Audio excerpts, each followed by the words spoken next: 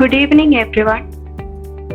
Welcome to the webinar on Art Integrated Teaching, jointly organized by the Internal Quality Assurance Cell of Peet Memorial Training College and the Prevega College Union 2024.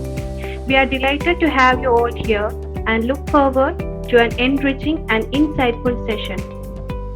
To begin today's session, it's my pleasure to invite Ms. Indulekha, College Union Vice Chairperson, to deliver the welcome speech. Please join me in welcoming Ms. Indulekha. എന്നിൽ അർപ്പിച്ചിരിക്കുന്ന കടമ എന്ന് പറയുന്നത് ഇതിൽ സ്വാഗതം ആശംസിക്കുക എന്നുള്ളതാണ്. Pete memorial training കോളേജിന്റെ ഭാഗമായിട്ടുള്ള internal quality assurance സെല്ലും പ്രവേഗ കോളേജ് യൂണിയനും ഒന്നിച്ചു നടത്തുന്ന ഈ വെബിനാറിലേക്ക് എല്ലാവരെയും സ്വാഗതം ചെയ്യുകയാണ് എൻ്റെ കടമ. ആദ്യമായി നമ്മുടെ കോളേജ് പ്രിൻസിപ്പൽ ആലി മിസ്സിനെ ഹൃദയപൂർവ്വം സ്വാഗതം ചെയ്യുന്നു. അടുത്തായി നമുക്ക് ഇന്ന് ഈ വെബിനാറിന് ക്ലാസ് എടുക്കുന്നതിനായിട്ട് എത്തിയിട്ടുള്ള സജികുമാർ സാറാണ്. ആർട്ട് ഇൻ്റഗ്രേറ്റഡ് ടീച്ചിങ് എന്ന ടോപ്പിക്കിൽ നമുക്ക് ലെക്ചർ നൽകാൻ എത്തിയിരിക്കുന്ന സജികുമാർ സാറിനെ സ്വാഗതം ചെയ്യുന്നു. അദ്ദേഹത്തിൻ്റെ ക്ലാസ് കേൾക്കുവാനും മനസ്സിലാക്കുവാനുമായി എത്തിയിരിക്കുന്ന എല്ലാ അധ്യാപകരെയും മറ്റ് വിദ്യാർത്ഥി സുഹൃത്തുക്കളെയും ഹൃദയപൂർവ്വം സ്വാഗതം ചെയ്യുന്നു. നന്ദി.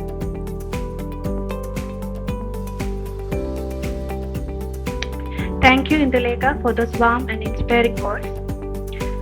Now, with immense pleasure, let me introduce our distinguished resource person for today's session, Mr. Sajikumar V.S. Mr. Sajikumar V.S. is an esteemed art teacher at Jawahar Navodaya Vidyalaya, Chennithala. His outstanding contributions to education have earned him several prestigious honors, including the National Teacher Award in 2020 and the ICT National Award in 2011. He has served as a resource person for CIET and NCERT and has been a mentor under the NCTE National Mentoring Mission in 2023. Additionally, he is a master trainee in art education with NCERT and a member of the NCF Art Education Team, NEP 2020. Please join me in welcoming Mr. Sajikumar V.S. to share his expertise and insights on the art integrated teaching. Sir, please. Good evening to all. It is a great pleasure to me that to join with the youngsters and sharing some of my experience to you. I think this is a very rare opportunity to meet the future teachers. ഞാൻ നിങ്ങളോട് എന്താ പറയുക, ഒരു 33 ഇയേഴ്സിൽ ചിത്രകലാ അധ്യാപകനായിട്ട് join ചെയ്തു. നവോദയ വിദ്യാലയ സമിതിയിൽ join ചെയ്തിട്ട് ഈ ഒരു കാലയളവിൽ ഒരു അധ്യാപകൻ എന്നുള്ള രീതിയിൽ, ഒരു ചിത്രകലാ അധ്യാപകൻ എന്നുള്ള രീതിയിൽ എൻ്റെ വർക്ക് ഞാൻ ചെയ്യുന്നതോടൊപ്പം തന്നെ ആർട്ടിനെ എങ്ങനെ മറ്റ് സബ്ജക്റ്റുമായിട്ട് കണക്ട് ചെയ്തിട്ട് ചെയ്യാം, അല്ലെങ്കിൽ എങ്ങനെ ഒരു കുട്ടികൾക്ക് കുറച്ചുകൂടെ കമ്മ്യൂണിക്കേറ്റീവ് ആവുന്ന രീതിയിൽ കൂടെ ടെക്നോളജിയും കൂടെ ബ്ലെൻഡ് ചെയ്തിട്ട് ചെയ്യാവുന്നുള്ള രീതിയിൽ കൂടെ ഞാനിങ്ങനെ തുടക്കം മുതലേ ഒരു ശ്രമം നടത്തിയിരുന്നു. അപ്പോൾ ആ ഒരു അനുഭവം നിങ്ങളുമായിട്ടൊന്ന് ഷെയർ ചെയ്യുക എന്നുള്ളതാണ് എൻ്റെ ഈ ഇന്നത്തെ ഒരു ക്ലാസ്സിൻ്റെ. അത് വളരെ ഫാസ്റ്റായിട്ട് ഞാനിങ്ങനെ കുറച്ച് കാര്യങ്ങൾ നിങ്ങളോട് പറഞ്ഞു പോകാം. അപ്പോൾ അതിനോടൊപ്പം തന്നെ നമ്മളുടെ ഇന്നത്തെ പുതിയ പാഠ്യപദ്ധതിയിൽ ചില മാറ്റങ്ങൾ സംഭവിച്ചുകൊണ്ടിരിക്കുന്ന ഒരു കാലഘട്ടമാണ്, ഒരു ട്രാൻസിഷൻ പീരീഡാണ്. അപ്പം NCERTയിലും ഒരു കരിക്കുലം ഫ്രെയിം വർക്ക് നമുക്ക് പഴയതിൽ നിന്ന് പൊതുവിലേക്ക് വരുമ്പോൾ തീർച്ചയായിട്ടും നമുക്ക് ഒരുപാട് കൺഫ്യൂഷൻസ് ഉണ്ടാകും. പഠിപ്പിക്കുന്ന ടീച്ചേഴ്സിനും അതുപോലെ തന്നെ പഠിക്കുന്ന കുട്ടികൾക്കും ഈ ഒരു കൺഫ്യൂഷൻ നിലനിൽക്കുന്ന ഒരു കാലഘട്ടത്തിലൂടെയാണ് നമ്മൾ പൊയ്ക്കൊണ്ടിരിക്കുന്നത്. അപ്പോൾ ഇതിനകത്ത് ചില ടേംസ് എങ്ങനെ ഈ പുതിയ ഒരു വിദ്യാഭ്യാസ സംസ്കാരം ഉരുത്തിരിഞ്ഞു വന്നു, അതിലെന്തൊക്കെയാണ് അതിൻ്റെ കീ വേഡ്സ്, എങ്ങനെയൊക്കെയുള്ള ഏതൊക്കെ തരത്തിലുള്ള മാറ്റങ്ങളിലൂടെയാണ് നമ്മൾ പുതിയൊരു സബ്ജക്റ്റിലേക്ക് പോവുക. അതിൽ പ്രധാനപ്പെട്ട ഒരു ഏരിയ ആയിട്ട് വന്നിരിക്കുന്നത് ആർട്ട് ഇൻ്റഗ്രേറ്റഡ് എഡ്യൂക്കേഷനാണ്. അപ്പോൾ എനിക്ക് അതിൻ്റെ ഒരു ഭാഗമായി പ്രവർത്തിക്കാൻ വേണ്ടിയിട്ട് NEP 2020യുടെ ആർട്ട് ഇൻ്റഗ്രേറ്റഡ് ലേണിങ്ങിൻ്റെ ഒരു കോർ കമ്മിറ്റി മെമ്പറായിട്ട് പ്രവർത്തിക്കാനായിട്ട് അവസരം കിട്ടിയിട്ടുണ്ട്. അതിൻ്റെ വെബിനാറിലും പല മാറ്റങ്ങളിലും ഒക്കെ പല കാര്യങ്ങളും കോൺട്രിബ്യൂട്ട് ചെയ്യാൻ ധാരാളം പേര് ആയിട്ടുള്ള ഡിസ്കഷൻസും കാര്യങ്ങളൊക്കെ വന്നിട്ടും അതിനകത്ത് വരുന്ന മാറ്റങ്ങളിലൂടെ നമ്മളുടെ പുതിയ പാഠ്യപദ്ധതി എങ്ങനെയൊക്കെ നടപ്പിലാക്കാം, ഏതൊക്കെ രീതിയിൽ കുട്ടികൾക്ക് അത് പ്രയോജനപ്പെടുത്തുന്ന രീതിയിൽ അവർക്ക് കൂടുതൽ ഒരു ലൈഫ് ലോങ് ലേണിംഗ് ഹാബിറ്റ് എങ്ങനെയൊക്കെ വളർത്തിയെടുക്കാം, അങ്ങനെ ഒരു രീതിയിലാണ് ഈ ഒരു പ്രസൻറ്റേഷൻ പോകുന്നത്. ഞാൻ ആമുഖമായിട്ട് ഇങ്ങനെ പറഞ്ഞതേ ഉള്ളൂ. ഞാനിതിനകത്ത് പറയുന്ന 1-2 കാര്യങ്ങൾ നിങ്ങളൊരിക്കലും ഇതിനെ ഈ ഒരു ഡിസ്കഷനെ ഒരു ടോക്കായിട്ടോ അല്ലെങ്കിൽ ഒരു ഒരു വലിയ റിസോഴ്സ് പേഴ്സൺ പറയുന്ന രീതിയിലുള്ള ഇതൊന്നും കണക്കാക്കാൻ പാടില്ല. കാരണം വെച്ചാൽ ഇതൊരു ഷെയറിങ് എക്സ്പീരിയൻസ് ആണ്. അപ്പോൾ ഈ ഷെയറിങ് എക്സ്പീരിയൻസ് ഞാൻ എന്തൊക്കെ സഞ്ചരിച്ച വഴിയിലൂടെ എന്തൊക്കെ കിട്ടിയിട്ടുണ്ടോ ആ കാര്യങ്ങൾ നിങ്ങളോട് ഷെയർ ചെയ്യുന്നു. അപ്പം ഈ ഷെയർ ചെയ്യുന്നതിനകത്ത് നിങ്ങൾക്ക് സംശയം ഉണ്ടെങ്കിൽ നിങ്ങൾക്കത് ലാസ്റ്റിലത് എന്താണെന്ന് വെച്ചാൽ ചോദിക്കാം. അതുപോലെ ചില ടൈംസൊക്കെ ഞാനൊന്ന് പരിചയപ്പെടുത്തി എൻ്റേതായ ഒരു വ്യൂ പോയിൻറ്റിൽ ഇതുമായിട്ട് ബന്ധപ്പെട്ട കാര്യങ്ങൾ പറയാം. അപ്പോൾ ഈ സമയത്ത് ഞാൻ national council for teacher education, നിങ്ങളുടെ BEdനൊക്കെ അഫിലിയേഷൻ കൊടുക്കുന്ന സ്റ്റാറ്റ്യൂട്ടറി ബോഡിയാണ് national council for teacher education.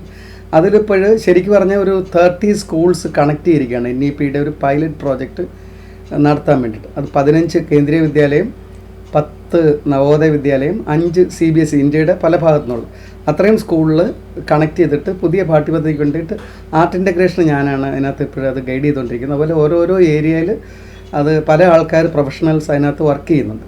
അപ്പോൾ ഈ ഒരു അനുഭവം ഞാൻ നിങ്ങൾക്ക് ഒരു ചെറിയ പ്രസൻറ്റേഷൻ്റെ സഹായത്തോടെ നിങ്ങളിലേക്ക് എത്തിക്കാനാണ് ശ്രമമാണ് ഞാൻ നടത്തുന്നത്. നിങ്ങളതൊന്ന് ശ്രദ്ധിക്കുക, ഞാനൊന്ന് ഷെയർ ചെയ്യാം.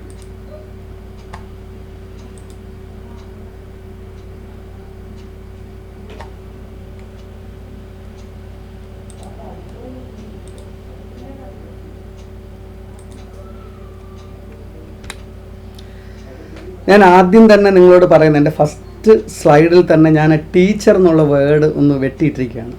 Delete the word teacher from our mind, sharing learners experience to help the child to speed up the experiential process. Experiential process of learning, അതാണ് ഈ ഒരു കാലഘട്ടത്തിൻ്റെ ഒരു പ്രധാനപ്പെട്ട കാര്യം. നമ്മൾ ഓരോ കാര്യങ്ങളും നമ്മൾ സ്വയമേ ചെയ്ത് കേട്ടറിഞ്ഞ് പഠിക്കുക എന്നുള്ള രീതിയിലാണ്. അപ്പോൾ അതുകൊണ്ട് ഞാൻ ഈ ടീച്ചർ എന്നുള്ള യൂസ് തന്നെ നമ്മളൊന്ന് മാറ്റിയിട്ട് ഈ കാലഘട്ടത്തിന് ഏറ്റവും നല്ലത് നമ്മൾ പഠിക്കുന്ന പല കാര്യങ്ങളെക്കുറിച്ച് അറിയുമ്പോൾ നമുക്കത് കൂടുതൽ കുട്ടികളിലേക്ക് പകർന്നു കൊടുക്കാനായിട്ട് പറ്റും. അപ്പോൾ ഇതെങ്ങനെ വന്നു എന്നുള്ളതിനൊരു ബേസ് ഉണ്ട്. നമ്മുടെ ബ്രെയിനിൻ്റെ ഘടന നമ്മളൊന്ന് നോക്കിക്കഴിഞ്ഞാൽ ഈ ബ്രെയിനിൻ്റെ ഒരു 2 ഭാഗം, നമ്മൾ ഒരു സൈഡിൽ ലെഫ്റ്റ് സൈഡും റൈറ്റ് സൈഡുമായിട്ട് നമുക്കൊരു കൺസെപ്റ്റ് ഉണ്ട്. അതിൽ ആ കൺസെപ്റ്റിൽ നമ്മൾ ഈ റൈറ്റ് സൈഡ് ബ്രെയിനിൽ നമ്മൾ emotional intelligence, imagination, expression, art awareness, intuition, creativity, song, entertainment, dance, music, ഇങ്ങനെ പറയുന്ന കാര്യങ്ങളെല്ലാം നമുക്ക് പെയിൻറ്റിങ്, ആക്ടിങ്, പെർഫോമിങ്, ഇങ്ങനെയുള്ള ക്രിയേറ്റീവ് സൈഡ് മുഴുവൻ നമ്മൾ ബാലൻസ് ചെയ്ത് പോകുന്നത് ആ ബ്രെയിനിൻ്റെ റൈറ്റ് സൈഡ് ഏരിയയിലാണ്. അതേപോലെ തന്നെ ലെഫ്റ്റ് സൈഡ് ഏരിയയിലാണ് നമ്മളിത് അക്കാഡമിക് ആയിട്ടുള്ള പ്രോസസ്സിങ് കംപ്ലീറ്റ് നടത്തുക. മാത്തമാറ്റിക്സ്, സയൻസ്, അല്ലെങ്കിൽ നമ്പേഴ്സ്, അല്ലെങ്കിൽ ലാംഗ്വേജ്, അല്ലെങ്കിൽ ലോജിക്കലായിട്ടുള്ള കാര്യങ്ങൾ, സയൻസ്, ഇങ്ങനെയുള്ള റിസർച്ച്, ഈ കാര്യങ്ങളെല്ലാം നമ്മൾ പ്രോസസ്സ് ചെയ്യുന്നത് ഈ ലെഫ്റ്റ് സൈഡിലാണ്.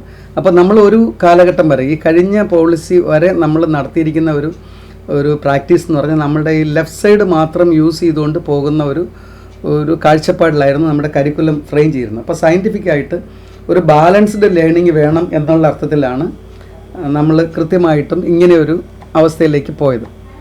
അപ്പോൾ ഇതിനകത്ത് പ്രധാനപ്പെട്ട ഒരു കാര്യം ഇതുവരെ വന്നിരുന്ന ഒരു സ്കീം എന്ന് പറഞ്ഞാൽ STEM എന്ന് പറയുന്നത് science, technology, engineering and maths, ഇതായിരുന്നു നമ്മളുടെ ഒരു കോർ അക്കാഡമിക് കൺസെപ്റ്റ്. ഇപ്പോഴും ഇൻ്റർനാഷണലി വന്നേക്കുന്ന ഒരു ചേഞ്ചിനകത്ത് science, technology, engineering, arts and maths എന്നുണ്ട്. ആർട്ട് എഡ്യൂക്കേഷനും കൂടി അതിലോട്ട് വന്നു. അതിൻ്റെ കാരണം ഞാൻ ആദ്യം പറഞ്ഞതുപോലെ ഈ ബ്രെയിനിൻ്റെ 2 വശങ്ങളും ഒരുപോലെ യൂസ് ചെയ്ത് കഴിയുമ്പോൾ കൂടുതൽ ക്രിയേറ്റീവ് പോസിബിലിറ്റീസും നമുക്ക് ഔട്ട്പുട്ടും കിട്ടും എന്നുള്ളൊരു റിസർച്ചിൻ്റെ കാഴ്ചപ്പാടിലാണ് അങ്ങനെ ഒരു ബ്ലെൻഡഡ് ലേണിംഗ് ആയിട്ട് വന്നത്. അപ്പോൾ ഇവിടെ ടീച്ചർ സെൻറ്റേഡ് എഡ്യൂക്കേഷൻ ആയിരുന്നു നമ്മുടെ ഓൾഡ് സിനാറിയോയിലുള്ളത്. Teacher centred education, text book based. പഴയ കാലത്ത് ഒരു സ്കൂളിൻ്റെ അഡ്മിനിസ്ട്രേഷൻ എങ്ങനെയാണോ, അവിടുത്തെ പ്രിൻസിപ്പൽ, അവിടുത്തെ അതിനെ ബേസ് ചെയ്തിട്ടായിരിക്കും നമ്മുടെ ഒരു എഡ്യൂക്കേഷൻ പോകുന്നത്. പക്ഷേ ഇപ്പോഴും നമുക്ക് അങ്ങനെയല്ല. ഇപ്പോൾ സ്റ്റുഡൻറ്റ് സെൻറ്റേഡ് ആണ് എഡ്യൂക്കേഷൻ എന്ന് വെച്ചാൽ കുട്ടികൾ കൂടുതൽ വർക്ക് ചെയ്യുന്നു പല മീഡിയയിൽ, യൂട്യൂബ് വഴിയും TV വഴിയും ഡയറക്റ്റായിട്ടുള്ള മീഡിയാസ് വഴിയും ഓൺലൈൻ ഇൻ്റർനെറ്റിൻ്റെയൊക്കെ വഴിയിൽ അവർക്ക് പഠിക്കാനുള്ള ഒരുപാട് സാധ്യതകളുണ്ട്. അത് തന്നെ എക്സ്പീരിയൻഷ്യലാണ്, കാര്യങ്ങൾ ചെയ്ത് പഠിക്കുക. അതുപോലെ ടെക്നോളജി ബേസ്, ഇപ്പോൾ നമ്മളിപ്പോൾ നടത്തിക്കൊണ്ടിരിക്കുന്ന ടെക്നോളജി ബേസിലുള്ള കാര്യങ്ങളെക്കുറിച്ച് അങ്ങനെ ചെയ്യുക. ഔട്ട്കം ബേസ്ഡ്, അത് നമ്മൾ ചെയ്യുന്ന വർക്കുകൾ തിരിച്ച് വിലയിരുത്തുക. നമ്മുടെ ഓവറോൾ പെർഫോമൻസ്, അതിന് എത്ര സമയം വേണം, അല്ലെങ്കിൽ എങ്ങനെയാണ്, എന്ത് ഔട്ട്പുട്ടാണ് ഈ കുട്ടി കൊണ്ടുവരിക എന്നുള്ള രീതിയിൽ കൂടെ നോക്കുക. പിന്നെ നമ്മുടെ സ്കിൽ, ഏതൊക്കെ തരത്തിലുള്ള സ്കില്ലാണ് നമുക്ക് ഇതിലൂടെ ആർജിക്കാൻ കഴിയുന്നത്, അങ്ങനെയുള്ള കാര്യങ്ങളെക്കുറിച്ചുകൊണ്ട് നോക്കുക. അപ്പോൾ ഇതാണ് സ്റ്റെമ്മും സ്റ്റീമും തമ്മിലുള്ള ഒരു വ്യത്യാസം. ഇനി ഇപ്പോഴത്തെ ഈ 21st സെഞ്ച്വറി എഡ്യൂക്കേഷനിൽ ഒരു 4 C's ആണ് നമ്മൾ പൊതുവേ അതിൻ്റെ കോർ പ്രിൻസിപ്പിളായിട്ട് നമ്മൾ മനസ്സിലാക്കുക. ഒന്ന് കമ്മ്യൂണിക്കേഷനാണ്. കമ്മ്യൂണിക്കേഷൻ എന്ന് പറയുമ്പോൾ ഏത് തരത്തിലുള്ള കമ്മ്യൂണിക്കേഷൻ, മാഗസിൻ പ്രിൻറ്റിങ് ആകാം, അല്ലെങ്കിൽ ഒരു ഡിബേറ്റ് ആകാം, കോൺവെർസേഷൻ ആകാം, അല്ലെങ്കിൽ ഏതെങ്കിലും തരത്തിലുള്ള പിന്നെ പ്രസൻറ്റേഷൻ ആകാം, ഫിലിം ആകാം, ഷോർട്ട് സ്റ്റോറി ആകാം, ഓഡിയോ ആൽബം ആകാം, അല്ലെങ്കിൽ ഇതുപോലുള്ള വെബിനാർസ് ആവാം, ഫേസ് ടു ഫേസ് ഇൻട്രാക്ഷൻ ആവാം, ട്രെയിനിങ് ആകാം. എങ്ങനെയായാലും കമ്മ്യൂണിക്കേഷൻ എന്ന് പറയുന്ന ഒരു ഏരിയയാണ് ആദ്യത്തെ ഉള്ളത്. രണ്ടാമത് നമുക്ക് വേണ്ടുന്ന ഒരു ഏരിയ വെച്ചാൽ ക്രിട്ടിക്കൽ തിങ്കിങ് ആണ്. ഈ നമ്മളിപ്പോൾ ജീവിച്ചുകൊണ്ടിരിക്കുന്ന ഈ ഒരു കാലഘട്ടത്തിൽ ഒരുപാട് സൊസൈറ്റി ഇഷ്യൂസ് ഉണ്ട്. കറപ്ഷൻ ഉണ്ട്, ടെററിസം ഉണ്ട്, അതുപോലെ ക്ലൈമാറ്റിക് ചേഞ്ച് ഉണ്ട്, ഈവൻ വീടുകളിൽ തന്നെ മൊബൈൽ ഫോൺ അഡിക്ഷൻ ഉണ്ട്, ഡ്രഗ് അഡിക്ഷൻ ഉണ്ട്. ഇങ്ങനെ കണ്ടമാനം കുട്ടികൾക്ക് തന്നെ കോവിഡിന് ശേഷം ഉണ്ടായിരിക്കുന്ന മാനസികമായിട്ടുള്ള സമ്മർദ്ദം, അവരുടെ സ്ട്രെസ്സും അതുമൂലം ഉണ്ടായിരിക്കുന്ന കമ്മ്യൂണിക്കേഷൻ തന്നെ ഒരു ഡിസിപ്ലിൻ ഇല്ലായ്മ മൂലം ഒരുപാട് ഇമ്മോറൽ ട്രാഫിക്, ഇങ്ങനെയുള്ള കാര്യങ്ങളൊക്കെ സംഭവിച്ചുകൊണ്ടിരിക്കുന്ന ഒരു കാലഘട്ടത്തിലൂടെയാണ് നമ്മൾ ടീച്ചിങ് ലേണിംഗ് പ്രോസസ്സ് പൊയ്ക്കൊണ്ടിരിക്കുന്നത്. അടുത്ത ക്രിയേറ്റിവിറ്റിയാണ്. ക്രിയേറ്റിവിറ്റി വെച്ചാൽ നമ്മൾ എന്തൊക്കെ പഠിക്കുന്നോ അതിനെ ഒന്നുകൂടി സൊസൈറ്റിക്ക് ഉപയോഗപ്പെടുത്തുന്ന രീതിയിൽ കൂടെ നമ്മുടെ കോൺട്രിബ്യൂഷൻ എന്തൊക്കെയാണോ അത്തരത്തിൽ അതിനെ പ്രയോജനപ്പെടുത്തുക, അതിനുള്ള ഒരു ശ്രമം. അടുത്ത കൊളാബറേറ്റിംഗ്. പണ്ട് നമ്മൾ ഒറ്റയ്ക്ക് പഠിച്ചിട്ട് ഫസ്റ്റ് റാങ്ക് കിട്ടി, സെക്കൻഡ് റാങ്ക് കിട്ടി എന്ന് പറയുന്ന രീതിയിലായിരുന്നു നമ്മളെയൊക്കെ ടീച്ചേഴ്സ് പണ്ട് മോൾഡ് ചെയ്യുന്നത്. എന്നാൽ ഈ ഒരു കാലഘട്ടത്തിലേക്ക് വരുന്ന ഓരോ കുട്ടിയുടെയും കൂട്ടായ പ്രവർത്തനത്തിലൂടെ അവർ ഒന്നിച്ച് പഠിക്കുകയാണ്. അതൊരു മേജർ ചേഞ്ചാണ്. ഒരു കുട്ടിയെ പ്രത്യേകിച്ച് ഇരുത്തിയിട്ട് നീ മിടുക്കനാണ്, അല്ലെ നിന്നെക്കൊണ്ട് ഇത് പറ്റൂ എന്ന് നമ്മൾ പറയുന്നതിന് ഉപരിയായിട്ട് തന്നെ ആ ഒരു ടീം നന്നായിട്ട് വർക്ക് ചെയ്യുന്നു എന്ന് പറയുമ്പോൾ ആ കുട്ടിക്ക് എപ്പോഴും ഒരു മോട്ടിവേഷനിലൂടെ കൂടുതൽ ഉയരങ്ങളിലേക്ക് പോകാൻ പറ്റും. അടുത്ത ഒരു കമ്മ്യൂണിക്കേഷന് ഞാൻ ചെറിയ ഒരു സ്ലൈഡ് ഇതിനകത്ത് ഇട്ടിരിക്കുകയാണ്. നവോദയ വിദ്യാലയത്തിൽ തന്നെ നമ്മളുടെ കുട്ടികളിൽ ചെയ്തിരിക്കുന്ന കുറച്ച് ഫോട്ടോസാണ് ഇതിനകത്ത് കാണിച്ചത്. അത് പലതരത്തിലുള്ള ഓഡിയോ വീഡിയോ എഡിറ്റിംഗ് ഉണ്ട്, റെക്കോർഡിംഗ് ഉണ്ട്, അവർ തന്നെ ഓർക്കസ്ട്രേഷൻ ചെയ്യുന്നുണ്ട്, ഫോട്ടോഗ്രാഫി വഴി അവർ ചില വില്ലേജസിൻ്റെ വർക്ക് ചെയ്യുന്നുണ്ട്. അതുപോലെ തന്നെ മൾട്ടി ലിംഗ്വൽസും ഇപ്പോഴും നമ്മൾ പറയാറുണ്ട്, നമ്മുടെ റീജിയണൽ ലാംഗ്വേജ് മലയാളം പോലുള്ള ഹിന്ദി ഇതുപോലുള്ള മൾട്ടി ലാംഗ്വേജസ് അല്ലെങ്കിൽ ഇൻ്റർനാഷണൽ ലാംഗ്വേജസ് കൂടുതൽ പഠിക്കുക. അതിനുവേണ്ടി നമ്മൾ ടെക്നോളജി ഉപയോഗിക്കുന്നുണ്ട്. നമ്മൾ ഗൂഗിൾ ട്രാൻസ്ലേറ്റർ ഉപയോഗിക്കുന്നുണ്ട്, കമ്മ്യൂണിക്കേഷൻ ആൻഡ്രോയിഡ് ആപ്സ് ഉണ്ട്. നമുക്ക് ഭാഷ അറിയത്തില്ലെങ്കിൽ ഇപ്പോൾ മലയാളത്തിൽ പറഞ്ഞു കഴിഞ്ഞാൽ ഓഡിയോ ആയിട്ട് തന്നെ തിരിച്ച് അത് കൺവേർട്ട് ചെയ്തിട്ടുന്ന ആപ്സൊക്കെ നമുക്ക് അവൈലബിൾ ആണ്. അപ്പം ഈ ഒരു കാഴ്ചപ്പാടാണ് കമ്മ്യൂണിക്കേഷൻ നമുക്ക് 21st സെഞ്ച്വറിയിൽ എന്തൊക്കെയുണ്ടെന്ന്.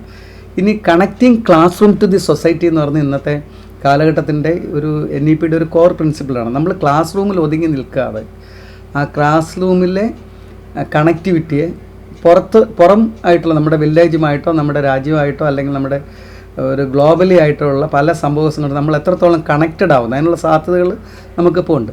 A link to the students to connect the community for understanding various social issues and finding a positive solution for many social issues. നമുക്ക് ഒരുപാട് സോഷ്യൽ ഇഷ്യൂസിന് സൊല്യൂഷൻസ് ഉണ്ടാക്കാൻ പറ്റും. അപ്പോൾ അതുകൊണ്ട് ക്ലാസ് റൂംസിനെ സൊസൈറ്റിയുമായിട്ട് കണക്ട് ചെയ്യുക, അത് ഈ ഒരു സിലബസിലെ ഏറ്റവും പ്രധാനപ്പെട്ട ഒരു ഏരിയയാണ്. അതുപോലെ the students are getting opportunity interact with local community. നമ്മുടെ ചുറ്റുപാടുമുള്ള കുട്ടികളുമായിട്ട് വളരെ ഫ്രണ്ട്ഷിപ്പായിട്ടുള്ള രീതിയിലൂടെ അവരുമായിട്ട് അവരുടെ കൾച്ചർ എന്താണ്, അവരുടെ ലാംഗ്വേജ് എന്താണ്, അവരുടെ ജീവിത ശൈലി എന്താണ്, ഇതിനെക്കുറിച്ചൊക്കെ നമുക്ക് കൂടുതൽ അടുത്തറിയാനായിട്ട് ഈ ക്ലാസ് റൂമിൽ നിന്ന് കുട്ടികൾ സമൂഹത്തിലേക്ക് വരുമ്പോൾ പറ്റും. നമ്മൾ പലപ്പോഴും BEdനും TTIക്കും ഒക്കെ സമൂഹ സമ്പർക്ക സഹവാസ ക്യാമ്പ് എന്നൊക്കെ പറഞ്ഞ് നമ്മൾ നടത്താറുണ്ട്. അപ്പോൾ അതങ്ങനെ ഒരു ക്യാമ്പിൽ ഒതുക്കി നിർത്തിയാൽ പോരാ, നമ്മൾ അധ്യാപകർ അല്ലെങ്കിൽ കുട്ടികൾ സമൂഹത്തിന് വേണ്ടിയിട്ട് ഇറങ്ങിച്ചെന്ന് പ്രവർത്തിക്കുമ്പോഴാണ് അങ്ങനെ ഒരു രീതി വരിക. The teachers and students are getting an opportunity to share the integrate smart knowledge. എന്താ ഈ സ്മാർട്ട് നോളജ്? നമുക്കറിയാവുന്ന കാര്യങ്ങൾ, ചിലപ്പോൾ ഗൂഗിൾ മീറ്റ് ആയിരിക്കും, അല്ലെങ്കിൽ മറ്റെന്തെങ്കിലും ലേൺഡായിട്ടുള്ള പ്ലാസ്റ്റിക് ഉപയോഗിക്കരുത് അല്ലെങ്കിൽ കത്തിക്കരുത് എന്നുള്ള ഒരു സോഷ്യൽ ആക്ടിവിറ്റി ആയിരിക്കാം, അല്ലെങ്കിൽ അവർക്ക് കൂടുതൽ നോളജ് പകർന്നു കൊടുക്കുന്ന ലഘുലേഖകൾ ചിലപ്പോൾ ഉണ്ടാക്കി വിതരണം ചെയ്യുന്നതായിരിക്കും. ഇങ്ങനെയുള്ള ചില സ്കിൽസുകൾ വരെ പഠിപ്പിക്കുന്നതായിരിക്കും. ഇപ്പോൾ ഇൻ്റർനെറ്റ് ഉപയോഗം അറിയാൻ പറ്റാത്തവരെ അത് പഠിപ്പിക്കുക, ഫോണിനകത്ത് കമ്മ്യൂണിക്കേറ്റ് ചെയ്യാനൊക്കെ ഗ്രൂപ്പായിട്ട് ഒരു ചെറിയ ഗൂഗിൾ മീറ്റ് എടുത്ത് ഫാമിലിയെ സഹായിക്കുക, ഇതൊക്കെ അതിനകത്ത് വരുന്ന കാര്യങ്ങളാണ്.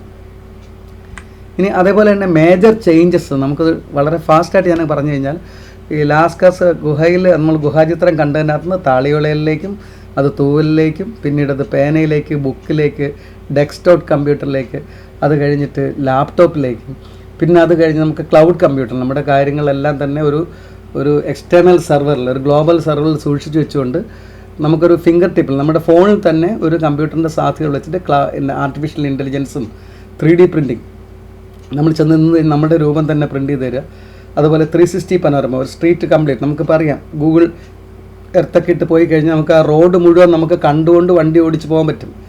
അതുപോലെ വിർച്വൽ റിയാലിറ്റി, പല സ്ഥലത്തുള്ള കാര്യങ്ങളെ നമുക്ക് നേരിട്ട് കാണാൻ, അല്ല ഇല്ലാത്ത കാര്യങ്ങൾ നമ്മൾ ഓപ്പറേഷൻ ചെയ്യുന്നതും അല്ലെങ്കിൽ പ്രീ ഹിസ്റ്റോറിക് പീരീഡിലുള്ള ഡൈനോസറസിനെയൊക്കെ ഇടയിൽ നമ്മൾ തൊട്ടുപോയി ഓഗ്മെൻ്റഡ് റിയാലിറ്റി പോലുള്ള പല സാധ്യതകളും നമ്മളിപ്പോൾ ഈ സ്മാർട്ട് ലാബ് വഴിയും ആൻഡ്രോയിഡ് ആപ്സ് വഴിയും, അല്ലെങ്കിൽ ഇപ്പോൾ നമ്മൾ ബാഹുബലി എന്നുള്ള സിനിമയൊക്കെ നിങ്ങൾ കണ്ടു കാണും, പല സമയത്തും കൊട്ടാരങ്ങളും കാര്യങ്ങളൊക്കെ ഉണ്ടാക്കുക ആനിമേറ്റ് ചെയ്തിട്ടുള്ള ഫോംസ് വഴിയാണ് അവർ കൊണ്ടുവരിക.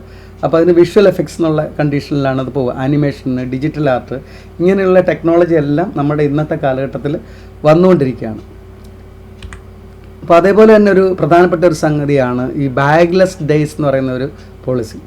അതായത് കുട്ടികൾ എല്ലാ ദിവസവും പുസ്തകങ്ങളുമായിട്ട് പോകുന്നത് അവർക്ക് പല കാര്യങ്ങളും മെമ്മറൈസ്, ഒരു നമ്മൾ പറയാറില്ലേ മലയാളത്തിൽ പുസ്തകപ്പുഴുവാണെന്ന് പറയാറില്ല, അങ്ങനെ വരാതെ ആ കുട്ടിക്ക് ഒരുപാട് സ്കിൽസ് കാണും. പഠിക്കുന്ന രീതിയിൽ മാത്രമായിരിക്കത്തില്ല, ഒരുപാട് ഏരിയയിൽ ആ കുട്ടിക്ക് ഒരു ജന്മസിദ്ധമായിട്ടുള്ള കഴിവുള്ള കുട്ടിയായിരിക്കും. അപ്പോൾ അത് നമുക്ക് ഫ്യൂച്ചറുമായിട്ട് കണക്ട് ചെയ്യുന്ന ഒരു രീതിയിൽ, keep your I on the future, ഭാവിയിൽ എങ്ങനെ അതൊക്കെ ഉപകാരപ്പെടുത്താം എന്നുള്ള രീതിയിൽ ഒരു ദിവസം ഇതൊക്കെ ഉപേക്ഷിച്ചിട്ട് നമ്മൾ ആക്ടിവിറ്റി ഓറിയൻറ്റഡ് ആയിട്ട്, ചിലപ്പോൾ പ്ലംബിംഗ് ആയിരിക്കാം, അല്ലെങ്കിൽ വയറിങ് ചെയ്യുന്നതായിരിക്കാം, അല്ലെങ്കിൽ ഒരു ലാൻഡ്സ്കേപ്പിംഗ് ഉണ്ടാക്കുന്നതായിരിക്കാം, അല്ലെങ്കിൽ ഒരു ചെറിയൊരു ആംബി തിയേറ്റർ ഉണ്ടാക്കുന്ന ഇങ്ങനെയുള്ള പല പല ആക്ടിവിറ്റീസിൽ.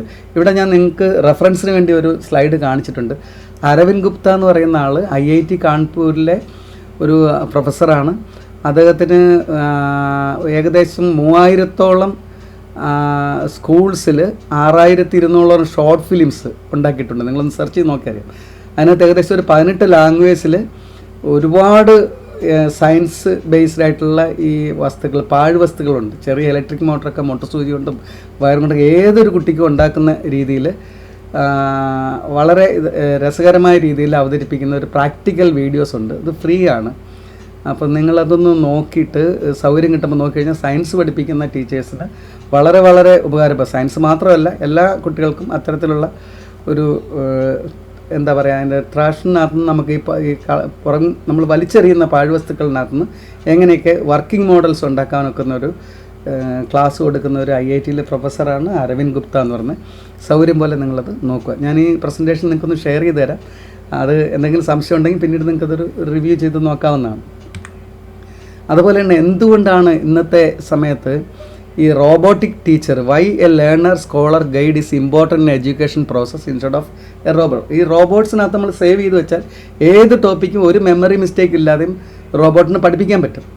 അപ്പോൾ ഈ ഒരു സമയത്ത് ആർട്ടിഫിഷ്യൽ നമ്മൾ ചോദ്യം ചോദിക്കുമ്പോൾ ആ റോബോട്ട് അതിന് ആൻസർ ചെയ്യും. ഒരു ശകലം പോലും തെറ്റില്ല, ഒരു ഫോർമുലയും തെറ്റില്ല.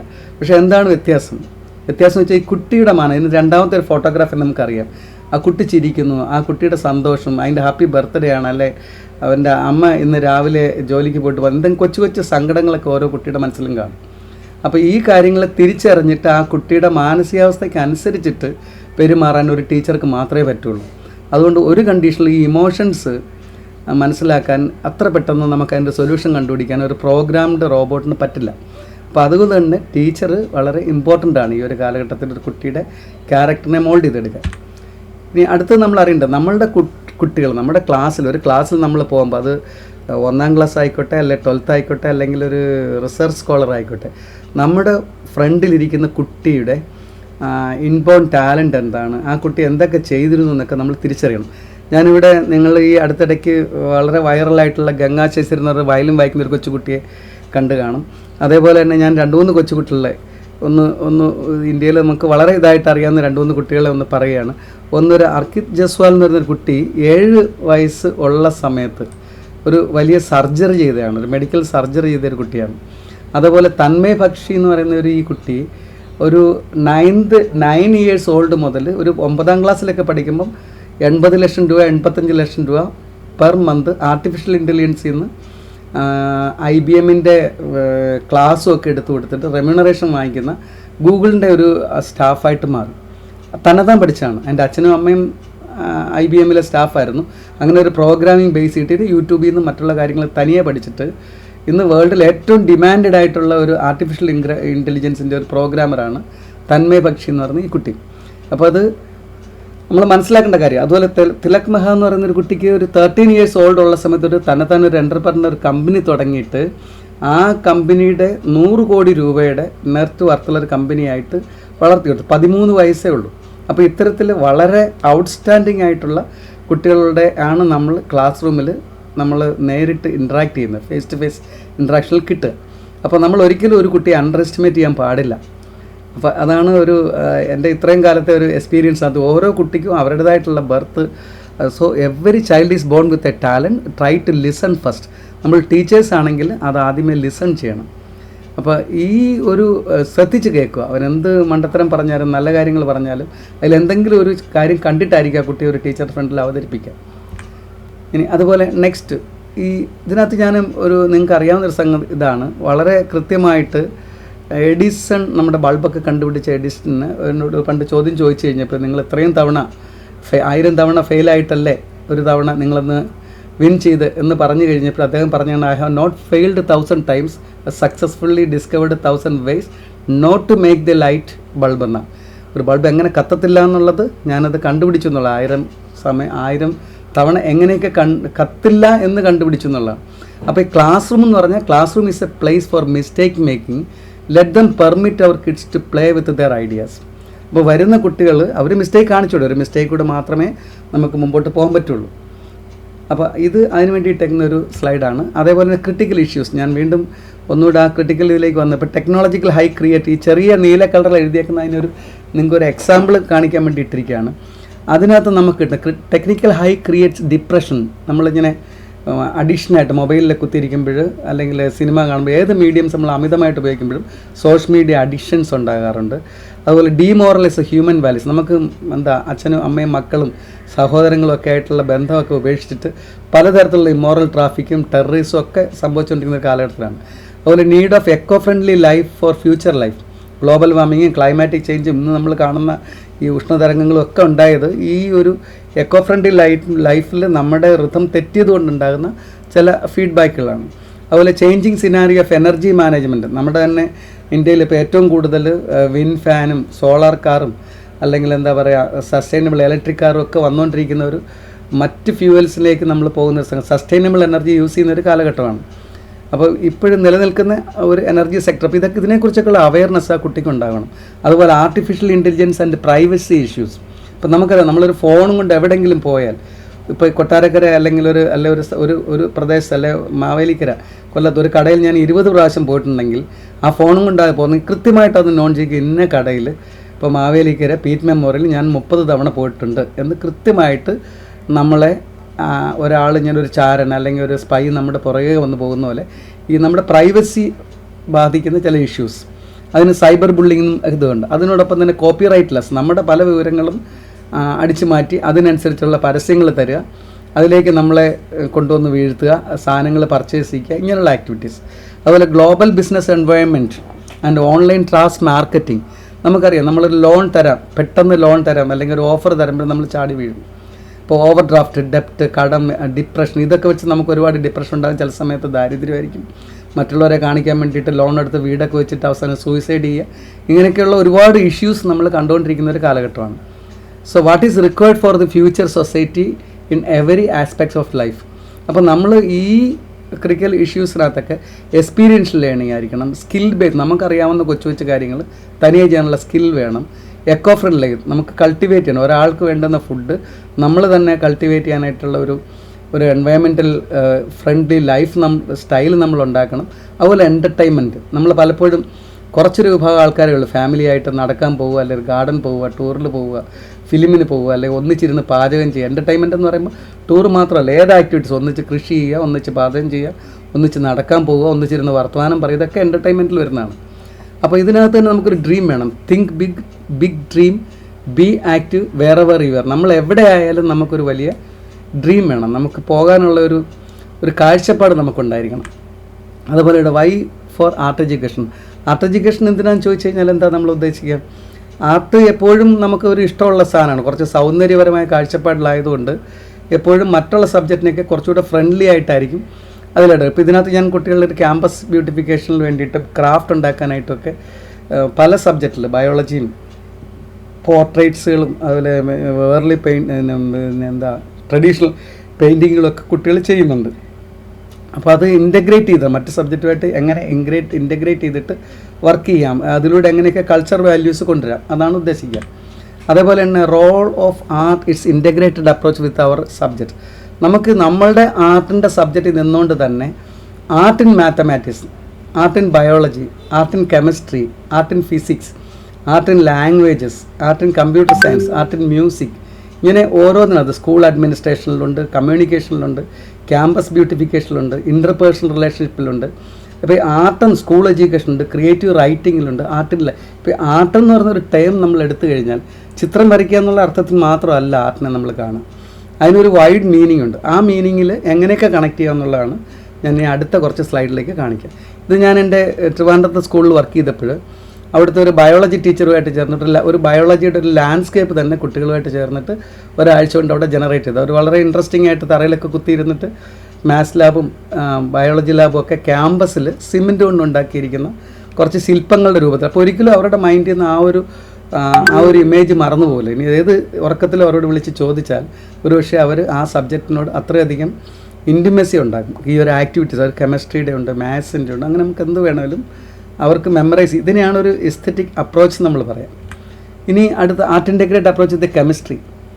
ഈ കെമിസ്ട്രിക്കകത്ത് തന്നെ നമ്മൾ ഹൈഡ്രജൻ നമ്മൾ എങ്ങനെയൊക്കെ കിട്ടുന്നു, അല്ലെ ഹീലിയം ബലൂൺസിൻ്റെ, അല്ലെ ലിഥിയം ബാറ്ററീസിൻ്റെ, നമ്മൾ അതുമായിട്ട് ബന്ധപ്പെടുത്തിയൊരു പിക്ചർ, ഒരു ഇമേജ് കൊടുത്തു കഴിഞ്ഞാൽ നമുക്കെപ്പോഴും അത് കൃത്യമായിട്ട് നമുക്ക് മനസ്സിലാവും.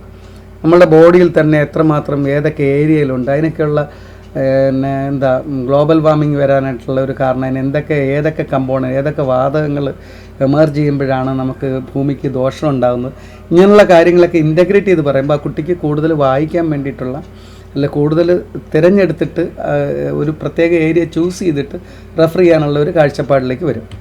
അതേപോലെ തന്നെ ഇവിടെ ദ ഇൻ്റഗ്രേറ്റഡ് അപ്രോച്ച് വിത്ത് ഫിസിക്സുമായിട്ട് നമ്മൾ ബന്ധപ്പെടുത്തി നോക്കുമ്പോൾ ഇതിനകത്ത് ഞാൻ കാണിച്ചിട്ടുണ്ട്. നമ്മൾ പലപ്പോഴും ക്ഷേത്രങ്ങളിലൊക്കെ തിരുവനന്തപുരത്ത് ശ്രീപത്മനാഭ ക്ഷേത്രങ്ങളിലൊക്കെ പോയി കഴിയുമ്പോൾ ഇങ്ങനൊരു ഹ്യൂമൻ ഫിഗറിൻ്റെ രീതിയിലാണ് ഈ ക്ഷേത്രം പണികഴിപ്പിച്ചിരിക്കുന്നത് എന്ന് പറഞ്ഞാൽ നിങ്ങളൊരു പക്ഷേ വിശ്വസിക്കത്തില്ല. കാരണം അതിനൊരു വേദിക് ഒരു കൺസെപ്റ്റ് ഉണ്ട്. എപ്പോഴും നമ്മളുടെ എനർജി നമുക്കറിയാവുന്നതാണ്. രാശിചക്രം എന്നൊക്കെ പറയുന്നത് സെൻട്രൽ ഞാൻ വരച്ചിട്ടുണ്ട്. ഓരോ ഈസ്റ്റ് വെസ്റ്റ് സൗത്ത് വെസ്റ്റ്, നമുക്ക് ചിലപ്പോൾ നമ്മൾ വീട്ടിൽ പറയാറുണ്ട് തെക്കോട്ട് തല വെച്ച് കിടക്കാൻ പാടില്ല, ഇങ്ങനെ ഓരോ ഡയറക്ഷൻ, അവിടെ എനർജി റിപ്പൽഷൻ ഉണ്ടാകും. അപ്പോൾ ശരിക്കും പറഞ്ഞാൽ ഇതൊരു മാഗ്നറ്റിസമാണ്. മൂന്നാമത്തെ സ്ലൈഡിൽ കിടപ്പുണ്ട് സൗത്ത് പോളും നോർത്ത് പോളും ആയിട്ടൊരു മാഗ്നറ്റിസം പോലെ കാണിച്ചിട്ടുണ്ട്. അപ്പോൾ നമുക്ക് എപ്പോഴും നമ്മളിങ്ങനെ നിവർന്ന് നിൽക്കുമ്പോൾ നമ്മളെയും ഒരു മാഗ്നറ്റ് പോലെ തന്നെ നമ്മുടെ അതിൻ്റെ ബോഡിയെ ട്യൂൺ ചെയ്യുന്നുണ്ട്. അപ്പോൾ ആ ട്യൂണിങ്ങിന് ഒരു റിപ്പൾഷൻ ഉണ്ടാകുന്ന രീതിയിലാണ് നമ്മൾ കിടക്കുന്നതെങ്കിൽ തീർച്ചയായിട്ടും നമ്മുടെ ബ്രെയിനിന് അതിൻ്റെ റിപ്പൾഷൻ ഉണ്ടാകും. കാരണം ഈ നമ്മുടെ ബോഡിയിൽ ഏകദേശം 12 വോൾട്ട് DC ആണ് നമ്മുടെ ന്യൂറോ സെൽസൊക്കെ ഇങ്ങനെ കമ്മ്യൂണിക്കേറ്റ് ചെയ്യാൻ വേണ്ടി ഇലക്ട്രിക് വേവ്സ് വഴിയാണ് നമ്മുടെ എല്ലാ ന്യൂറോപ്പതിക്കായിട്ടുള്ള എല്ലാ കമ്മ്യൂണിക്കേഷനും നടക്കുക. അപ്പോൾ തീർച്ചയായിട്ടും നമ്മളെ ഈ റിപ്പൾഷൻ ബാധിക്കുകയും നമുക്ക് സ്വസ്ഥമായിട്ട് ഉറങ്ങാൻ പറ്റാത്ത അവസ്ഥയും അല്ലെങ്കിൽ മറ്റ് സ്വപ്നങ്ങൾ കാണുക, ആവശ്യമില്ലാത്ത വിഷ്വൽസിലേക്ക് വരിക, ഉറക്കത്തിനെ ഡിസ്റ്റർബ് ചെയ്യുക, ഇങ്ങനെയുള്ള കാര്യങ്ങളൊക്കെ മാഗ്നറ്റിക്സിൻ്റെ റിപ്പൾഷൻ കൊണ്ടുണ്ടാകും. ഒരു പക്ഷേ ഇതുമായിട്ട് കണക്ട് ചെയ്തിട്ടായിരിക്കാം ആസ്ട്രോണമിയും ആസ്ട്രോളജിയൊക്കെ നിലനിൽക്കുക. അതുപോലെ ഇപ്പോൾ കാന്തചികിത്സ ഇങ്ങനെയുള്ള കാര്യങ്ങളൊക്കെ അതുമായിട്ട് ബന്ധപ്പെട്ടതാണ്. അപ്പോൾ ഇത് നിങ്ങൾക്ക് സമയം കിട്ടുമ്പോൾ നിങ്ങൾ പിന്നീട് ഒന്ന് നോക്കിയാൽ മതി. ഇപ്പോൾ symbolism in Indian temple architecture, ഈ ടെമ്പിൾ ആർക്കിടെക്ചറിനകത്ത് ഇങ്ങനെ ഒരു സിംബോളിക് കാഴ്ചപ്പാടും കൂടെ ഉണ്ട്. നമ്മൾ 5-6 ചക്രങ്ങളിലേക്ക് നമ്മൾ ആ സഹസ്രപത്മം വരെയുള്ള ഒരു ഹ്യൂമൻ ഫിഗറുമായിട്ട് ബന്ധപ്പെടുത്തിയിട്ട് തന്നെയാണ് ആ ഗോപുരം. അതുകൊണ്ടാണ് നമ്മൾ ആദ്യം ഗോപുരത്തിൻ്റെ ഒരാളിനെ കാല് തൊട്ട് നമസ്കരിക്കുന്നു എന്ന് പറയുന്ന കൺസെപ്റ്റിലാണ് ആദ്യം തൊട്ട് തൊഴുതിയിട്ട് അകത്തേക്ക് കയറിപ്പോവുക. അപ്പോൾ പടിയാറും കടന്നങ്ങി എന്ന് ശിവനെ കാണുമെന്ന് പറയുന്ന കൺസെപ്റ്റുകളൊക്കെ ഈ പറയുന്ന രീതിയിലേക്ക് ഉണ്ടായിരിക്കുന്നതാണ്. ഇനി ഇത് why music in education. Music എന്ന് പറയുന്നത് തന്നെ നമുക്ക് സ്വരങ്ങൾ നമ്മുടെ ബോഡിയുമായിട്ട് ആ ലാസ്റ്റ് സ്ലൈഡിൽ ഞാൻ കാണിച്ചിട്ടുണ്ട്. സ രി ഗ മ പ ധ നി സ. അപ്പോൾ ഇത്രയും കാര്യങ്ങൾ നമ്മുടെ ബോഡിയിൽ ഓരോ ചക്രങ്ങളെ ഓരോ സ്ഥാനങ്ങളെയും ആ ഫ്രീക്വൻസി പറയുമ്പോൾ ചലനം ഉണ്ടാക്കാൻ തക്കുന്ന രീതിയിലാണ് നമ്മളുടെ ബോഡി തന്നെ ഉണ്ടാക്കുക. അതിന് അതേ രീതിയിൽ തന്നെയുള്ള ഫ്രീക്വൻസിയാണ് നമ്മുടെ ഡിവൈനായിട്ടുള്ള വീണയിലും മറ്റ് സംഗീത ഉപകരണങ്ങളിലൊക്കെ സ്വരങ്ങളെ ക്രമീകരിച്ചിരിക്കുന്നു. അപ്പോൾ ഇതിനകത്തൊരു മനുഷ്യനിങ്ങനെ കമന്ന് കിടന്നു കഴിഞ്ഞാൽ അതിന് തുല്യമായിട്ടുള്ള ഒരു കോമ്പോസിഷൻ തന്നെയാണ് നമ്മളുടെ വീണ രൂപകൽപ്പന ചെയ്തിട്ടുള്ള അതിൻ്റെ സ്വരസ്ഥാനങ്ങളും അത്തരത്തിലാണ്. അതുകൊണ്ടാണ് മ്യൂസിക് തെറാപ്പി മറ്റുള്ള കാര്യങ്ങളൊക്കെ നമുക്ക് നമ്മളുടെ ശരീരത്തിനെ പല രീതിയിൽ ട്യൂൺ ചെയ്യാൻ പറ്റും എന്ന് നമ്മൾ പറയാം. ഇനി ഇവിടെ ഇത് എൻ്റെ ഒരു പെയിൻറ്റിംഗ് ആണ്. ഇടയ്ക്ക് നിങ്ങൾക്കൊരു ഐ ട്രീറ്റിന് വേണ്ടിയിട്ട് ഞാൻ ഇട്ടതാണ്. ഇപ്പോൾ ഈ പെയിൻറ്റിങ് ഞാൻ ഈ അക്ഷരങ്ങൾ നമ്മൾ തൊട്ട് നോക്കിയാൽ നമുക്കറിയാം. ഇപ്പോൾ തന്നെ നിങ്ങൾ തൊണ്ടയിൽ തൊട്ടിട്ട് ഗായ് ഖ എന്ന് പറഞ്ഞാൽ തൊണ്ട വൈബ്രേറ്റ് ചെയ്യും. നെഞ്ചിൽ തൊട്ടിട്ട് ചായ്ച്ച് ചായ്ച്ച നെഞ്ച് ഭാഗത്തായിരിക്കും. തായ്ത്ത എന്ന് പറഞ്ഞാൽ നമ്മുടെ ഡയഫ്രത്തിൻ്റെ ഭാഗത്തായിരിക്കും. തായ്ത്ത എന്ന് പറഞ്ഞാൽ നമ്മുടെ വയറിൻ്റെ ഭാഗത്ത് വരും. പാ വരുമ്പോൾ ഏകദേശം പൊക്കിളിൻ്റെ ഭാഗത്തേക്ക് വരും. പിന്നെ യാരാലാവ ശാഷ വരുമ്പോഴത്തേക്ക് വയർ ഒട്ടി അകത്തേക്ക് പോകും. അപ്പോൾ ഈ ഒരു എക്സ്പീരിയൻസ് എനിക്ക് അത് വായനയിലൂടെയും മറ്റ് പല സെർച്ചിങ്ങിലൂടെയും കിട്ടിക്കഴിഞ്ഞപ്പോൾ ഞാൻ അതിനെ ഒരു പെയിൻറ്റിങ് ആക്കാൻ വേണ്ടി ഒരു അക്രിലിക് 4x4 ഫീറ്റ് സൈസിലുള്ള ഒരു അക്രിലിക് പെയിൻറ്റിംഗ് ആണ്. അപ്പോൾ അതിനുണ്ടാകുന്ന ഒരു ഇൻ്റഗ്രേറ്റഡ് അപ്രോച്ച് ഞാൻ നിങ്ങളോടൊന്ന് ഈ ഒരു സമയത്തൊന്ന് സൂചിപ്പിച്ചെന്ന് മാത്രമേ ഉള്ളൂ. അതുപോലെ തന്നെ ഓം എന്ന് പറയുന്ന ഇപ്പുറത്തിവിടെ ഒരു ചെറിയൊരു സ്കെച്ച് കാണിച്ചിട്ടുണ്ട്. നമ്മുടെ എർത്ത് മുതൽ ആകാശം അല്ലെങ്കിൽ പ്രപഞ്ചത്തിൻ്റെ തരംഗങ്ങൾ വരെയുള്ള ഒരു വേവിനെയാണ് നമ്മൾ ഓം എന്നുള്ള ഒരു അക്ഷരം കൊണ്ട് ആ മുതൽ അം വരെയുള്ള അക്ഷരങ്ങളുടെ ഒരു ഫ്രെയിമിനെയാണ് ഓം. വെറും ഒരു ഇതല്ല അത്. അതിന് ശരിക്കും നമ്മുടെ കംപ്ലീറ്റ് ബോഡിയെയും സ്പൈനൽ കോഡിനെയും വൈബ്രേറ്റ് ചെയ്യാൻ പറ്റുന്ന ഒരു ഘടനയാണ് ഓം എന്ന് പറയുന്ന വാക്ക് എന്നാണ് ഞാൻ മനസ്സിലാക്കിയിട്ടുള്ളത്. ഇനി അടുത്തത് വീണ്ടും the changing chakras of human body.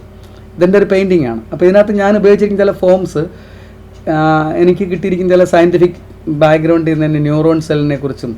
അപ്പോൾ ഈ പെയിൻറ്റിങ്ങിനകത്ത് തന്നെ നിങ്ങൾ ഇതിനകത്തൊരു യോഗി ഇരിക്കുന്ന ഒരെണ്ണമുണ്ട്. താഴെ ഒരാൾ കയ്യിലൊരു മൊബൈൽ വെച്ചേക്കുന്ന ഒരു കൈ കാണിച്ചിട്ടുണ്ട്. അപ്പോൾ ഇതിനകത്തെ ചക്രങ്ങളെല്ലാം മാറ്റിയിട്ട് ഇന്ന് നമ്മൾ ഉപയോഗിക്കുന്ന വൈഫൈയും തൊട്ട് താഴെ നമ്മൾ ഉപയോഗിക്കുന്ന വാട്സപ്പ്, ട്വിറ്റർ, ഫേസ്ബുക്ക്, ഇൻ്റർനെറ്റ് ഇങ്ങനെയുള്ള ചക്രങ്ങളിലേക്ക് നമ്മൾ മാറ്റിക്കഴിഞ്ഞപ്പോൾ നമ്മളുടെ തന്നെ സോളിനെ നമ്മൾ തിരിച്ചറിയാൻ പറ്റാതെ വേറെ ചില മീഡിയാസിന് വേണ്ടി നമ്മൾ ഒഴിഞ്ഞു കൊടുക്കുകയാണ്. അപ്പോൾ നമ്മുടെ ക്രിയേറ്റിവിറ്റിയെ നമ്മൾ ഒരിക്കലും യൂസ് ചെയ്യുന്നില്ല. അപ്പോൾ ഇത് ഒരു പെയിൻറ്റിങ്ങിലേക്ക് ഇൻ്റഗ്രേറ്റ് ചെയ്ത് ഞാൻ പറഞ്ഞു. എൻ്റെ ഒരു പെയിൻറ്റിംഗ് ആണ്, പക്ഷേ എൻ്റെ മനസ്സിൽ ചിന്ത ഇത്തരത്തിലുള്ള ഒരു അപ്രോച്ചിലാണ്.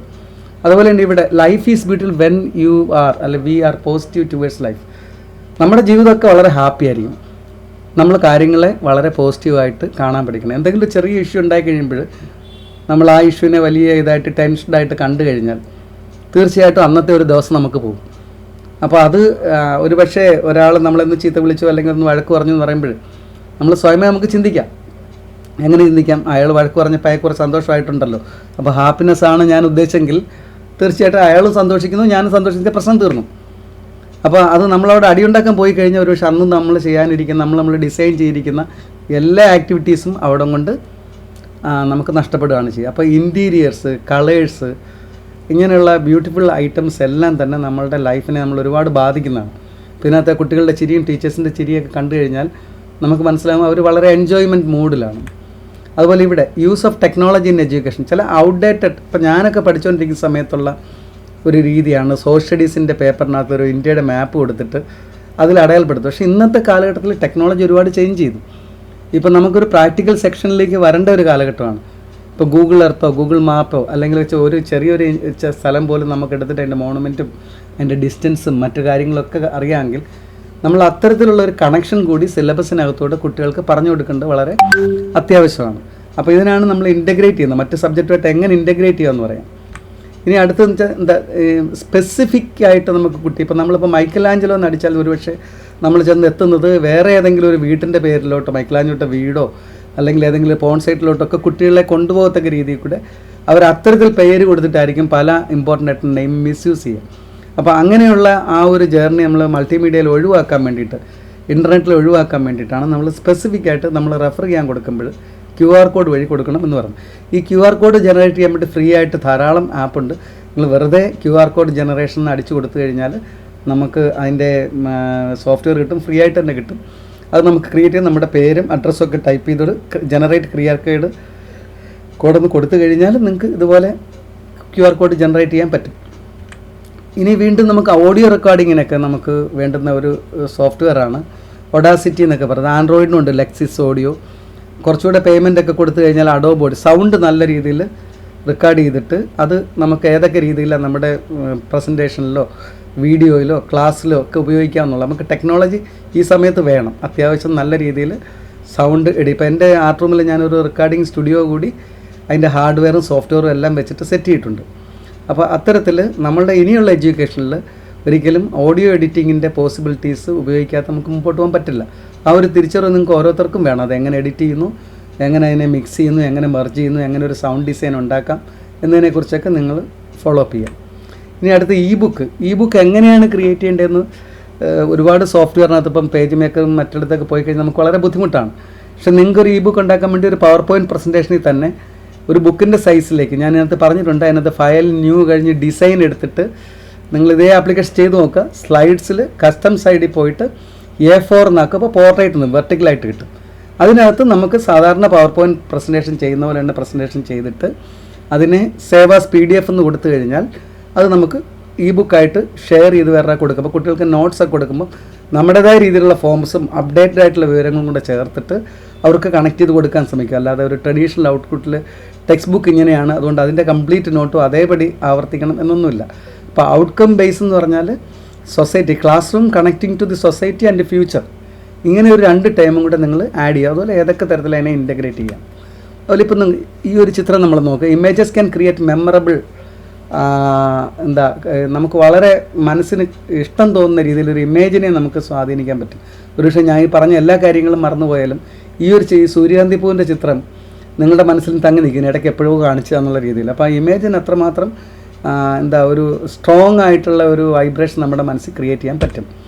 ഇനി ഇത് ആർട്ട് ഇൻ്റഗ്രേറ്റഡ് അപ്രോച്ചിന് ക്യാമ്പസ് ബ്യൂട്ടിഫിക്കേഷനിൽ ഞാൻ ഗ്ലോബൽ വാർമിങ്ങിൻ്റെ രീതിയിൽ 2-3 സ്കൂളിൽ, ഒന്ന് ഗോവയിലാണ്, ഒന്ന് ആലപ്പുഴയാണ്, ഒന്ന് ട്രിവാൻഡ്രത്താണ്. അവസാനത്തെ ട്രിവാൻഡ്രത്താണ്, നടുക്കുള്ളത് ഗോവയിലാണ്. അപ്പോൾ ഗ്ലോബൽ വാർമിങ്ങിൻ്റെ സബ്ജക്റ്റിൽ പല സ്ഥലങ്ങളിൽ പല തരത്തിലുള്ള ശില്പങ്ങൾ, സിമൻറ്റ് ശില്പങ്ങൾ കുട്ടികളുമായിട്ട് ചേർന്നിട്ട് ഉണ്ടാക്കിയെടുത്തതാണ്. ഇത് ആർട്ട് എഡ്യൂക്കേഷൻ. അപ്പോൾ ഈ ഒരു ഗ്ലോബൽ വാർമിങ്ങിനെ കുറിച്ച് അവർ കൂടുതൽ അവെയർ ആവും. അപ്പോൾ അതിന് വേണ്ടിയിട്ടാണ് ഇങ്ങനെയൊരു ട്രീറ്റ് നമ്മൾ എടുക്കുക. ഇനി only a learner can share the knowledge, so try to delete the word teacher and believe that we are learning together. നമ്മളെപ്പോഴും ചിന്തിക്കുന്നത് എന്താ പറയുക, നമുക്കൊരു പഠിക്കുന്ന ഒരാൾക്ക് മാത്രമേ പഠിച്ച ഒരു പുതിയ വിവരങ്ങൾ വേറൊരാൾക്ക് ഷെയർ ചെയ്യാൻ പറ്റുള്ളൂ. അപ്പോൾ നമ്മൾ റെഫർ ചെയ്യാതിരുന്നു കഴിഞ്ഞാൽ നമുക്ക് വേറൊരാൾക്കൊന്നും ഷെയർ ചെയ്യാൻ പറ്റില്ല. അപ്പോൾ നമ്മളെപ്പോഴും വളരെ സ്ട്രോങ് ആയിട്ട് ചിന്തിക്കേണ്ട ഒരു കാര്യം, ഒന്നിച്ച് പഠിക്കുക. ഒരു കുട്ടി 6ാം ക്ലാസ്സിലെ കുട്ടി ചിലപ്പോൾ ഒരു പുതിയ ആപ്പ് കണ്ടു, ടീച്ചർ ഇങ്ങനെ നിനക്ക് അതിനെയൊക്കെ കൂടുതൽ അറിയാം എന്ന് പറഞ്ഞാൽ ഒരുപക്ഷെ നമ്മൾ ഔട്ട്ഡേറ്റഡ് ആവും. പല കുട്ടികൾക്കും ഇന്നത്തെ ടീച്ചിങ് കമ്മ്യൂണിറ്റി ഉള്ളതിനേക്കാൾ വളരെ അഡ്വാൻസ്ഡ് ആയിട്ടുള്ള ആപ്ലിക്കേഷൻസും കാര്യങ്ങളും, കാര്യം അവരുടെ ഒരു പ്ലേയിങ് ടൂളാണ്. മൊബൈൽ ആപ്സ്, ആൻഡ്രോയിഡ് ആപ്സ്, അല്ലെ ട്വിറ്റർ, ഇങ്ങനെയൊക്കെ പറയുന്ന സാധനങ്ങളൊക്കെ, ഇൻസ്റ്റാഗ്രാമൊക്കെ നിങ്ങളുടെ പ്ലേയിങ് ടൂളാണ്. ഒരു ടീച്ചറുടെ കാലഘട്ടത്തിൽ അതൊന്നും ആയിരിക്കില്ല. അപ്പോൾ ഈ ഒരു ജനറേഷൻ ഗ്യാപ്പ് ഉണ്ടായതുകൊണ്ട് നിങ്ങൾ കുട്ടികളോടൊപ്പം തന്നെ മൂവ് ചെയ്യാനായിട്ടും അങ്ങോട്ടും ഇങ്ങോട്ടും ഷെയർ ചെയ്തിട്ട് കാര്യങ്ങൾ പഠിക്കാൻ വേണ്ടിയിട്ടും അപ്ഡേറ്റ് ചെയ്യാനും നോക്കുക. അതുപോലെ തന്നെ now it is your turn to think. ഇപ്പോൾ ഞാൻ ഈ പറഞ്ഞതിൻ്റെ ബേസിൽ നിങ്ങൾ ചിന്തിക്കണം എക്സാക്ട്ലി വാട്ട് യു ആർ. നിങ്ങൾ ആരാണ്, നിങ്ങളുടെ കപ്പാസിറ്റി എന്താണ്, വാട്ട് ഈസ് വിത്തിൻ, നിങ്ങളുടെ ഉള്ളിലുള്ള ക്രിയേറ്റീവ് ഇൻസൈറ്റ്, നിങ്ങൾക്ക് എന്തൊക്കെ ചെയ്യാൻ കഴിയും, ഏതൊക്കെ കാര്യങ്ങൾ ഇനിഷ്യേറ്റ് ചെയ്യാൻ പറ്റും, ഏതൊക്കെ കാര്യങ്ങൾ നമുക്ക് ചെയ്ത് in the field of education this insight may help you to understand more about learning concept of future needs. എന്താണ് ഫ്യൂച്ചർ നീഡ്, ഫ്യൂച്ചർ എന്തൊക്കെ ഡിമാൻഡ് ചെയ്യുന്നു, ആ ഇതിലേക്കാണ് NEP എപ്പോഴും ഫോക്കസ് ചെയ്യുന്നത്. അപ്പോൾ ഈ നാഷണൽ എഡ്യൂക്കേഷൻ പോളിസിയിലുള്ളൊരു മേജർ ചേഞ്ച് അതാണ്. അതിനുശേഷം പിന്നെ നമ്മളിപ്പോൾ പ്രസൻറ്റ് മോഡ് ഓഫ് ടീച്ചിങ്. ഇപ്പോൾ ഇന്നത്തെ കാലഘട്ടത്തിൽ നമുക്ക് ഇത്രയും വലിയ ഇൻഫ്രാസ്ട്രക്ചർ നമുക്ക് ഇല്ലാത്തതുകൊണ്ട് നമ്മളെന്താ ചെയ്യുന്നത് വെച്ച് കഴിഞ്ഞാൽ, പണ്ടത്തെ ഓൾഡ് കൺസെപ്റ്റിനകത്ത് പ്രീ നോളജും കൾച്ചറൽ ബാക്ക്ഗ്രൗണ്ടും ടെക്നോളജിയും പ്രോബ്ലം സോൾവിങ് ഇങ്ങനെയുള്ള കാര്യങ്ങളും എല്ലാം കൂടെ ചേർത്തിട്ട് ന്യൂ കൺസെപ്റ്റിൽ വന്നു കഴിഞ്ഞപ്പോൾ നമ്മൾ അത് മാത്രമല്ല വരിക, എന്തൊക്കെയാണ് ചെയ്ത്, ഇപ്പോൾ 2 ഞാൻ ഒരുപോലെ കൊടുത്ത് ഞാൻ ചേഞ്ച് ചെയ്യാൻ മറന്നുപോയതാണ്. ന്യൂ കൺസെപ്റ്റിനകത്ത് നമ്മൾ എന്തൊക്കെ ചെയ്യുക, ഓൾഡിനകത്ത് നമുക്ക് ടെക്സ്റ്റ് ബുക്ക്, ലൈബ്രറി, സ്കൂളും മാത്രമേ ഉള്ളൂ. പുതിയ ടെക്നോളജി വന്നു കഴിഞ്ഞപ്പോഴത്തേക്ക് അതിനകത്ത് ഗൂഗിളും അല്ലെങ്കിൽ സോഷ്യൽ മീഡിയാസും അല്ലെങ്കിൽ webinars, news paper, TV, internet, wifi, augmented reality, ഇങ്ങനെയുള്ള ഒരുപാട് ടേംസ് പുതിയ കൺസെപ്റ്റിലേക്ക് വന്നു. കൊളാബറേറ്റീവ് ലേണിംഗ്, ഡിജിറ്റൽ ടൂൾസൊക്കെ ഉണ്ട്. പണ്ടതില്ല. ഇത് രണ്ടും കൂടെ ചേർത്തിട്ട് പോകുന്ന ഒരു കാഴ്ചപ്പാടിലാണ് നമ്മൾ blended learning, face to face ലേണിങ്ങും വേണം, അതോടൊപ്പം തന്നെ നമ്മളിപ്പോൾ ചെയ്തുകൊണ്ടിരിക്കുന്ന ഓൺലൈൻ മോഡും നമുക്ക് ഒന്നിച്ച് കൊണ്ടുവന്ന ഒരു രീതിയാണ് ഇപ്പോൾ കൊണ്ടുപോയിക്കൊണ്ടിരിക്കുന്നത്. അപ്പോൾ technology cannot erase the concept of guru. അപ്പോൾ ഈ ടെക്നോളജിക്ക് ഒരിക്കലും ഗുരു എന്ന് പറയുന്ന അല്ലെങ്കിൽ ടീച്ചർ അല്ലെങ്കിൽ ഒരു ഗൈഡ് എന്ന് പറയുന്ന സാധനം ഇറേസ് ചെയ്യാൻ പറ്റില്ല. കാരണം എന്ന് വെച്ച് കഴിഞ്ഞാൽ അത് എപ്പോഴും ടെക്നോളജി നമ്മൾ പ്രോഗ്രാം ചെയ്ത മോഡിലേ പോവുള്ളൂ. ഡയറക്റ്റായിട്ടുള്ള ഒരു ക്രിയേറ്റീവ് സൊല്യൂഷൻ കിട്ടുന്നത് വളരെ ക്വിക്കായിരിക്കും, വളരെ മൊമെൻ്ററി ആയിരിക്കും. അപ്പോൾ ഈ ഒരു തിരിച്ചറിവ് നമുക്കുണ്ടാകണം. ഇനി ഇതിനകത്ത് എന്താണ് തിങ്ക് ഡിഫറെൻ്റ് എന്ന് ഞാനൊരു സാധനം പറഞ്ഞിട്ടുണ്ട്. അത് നിങ്ങൾ സാധാരണ പൊതുവെ ടീച്ചേഴ്സിൻ്റെയും കുട്ടികളുടെ ഇടയിലുണ്ടായത് നമ്മൾ എന്താണ് പെഡഗോഗി, എങ്ങനെയാണ് ഒരു ടീച്ചിങ് ലെസൺ പ്ലാൻ ഉണ്ടാക്കുക. അപ്പോൾ അതിന് മുമ്പ് വരെ നമ്മൾ അറിയണം ഏത് ക്ലാസ്സിലേക്കാണ് ഇപ്പോൾ നോ യുവർ ലേണർ. അവിടെ പഠിക്കാൻ വന്ന കുട്ടികൾ ഏതൊക്കെ തരത്തിൽ കുസൃതിക്കാരാണോ, ക്ലാസ്സിൽ ഇരിക്കുമോ. ഒരു 45 മിനിറ്റ്സ് ക്ലാസ്സിനകത്ത് നമ്മൾ ചെന്ന് കഴിഞ്ഞാൽ 45 മിനിറ്റിൻ്റെയും മെറ്റീരിയലും കൊണ്ട് നമ്മൾ പോയി കഴിഞ്ഞാൽ നമുക്കൊന്നും ചെയ്യാൻ പറ്റില്ല.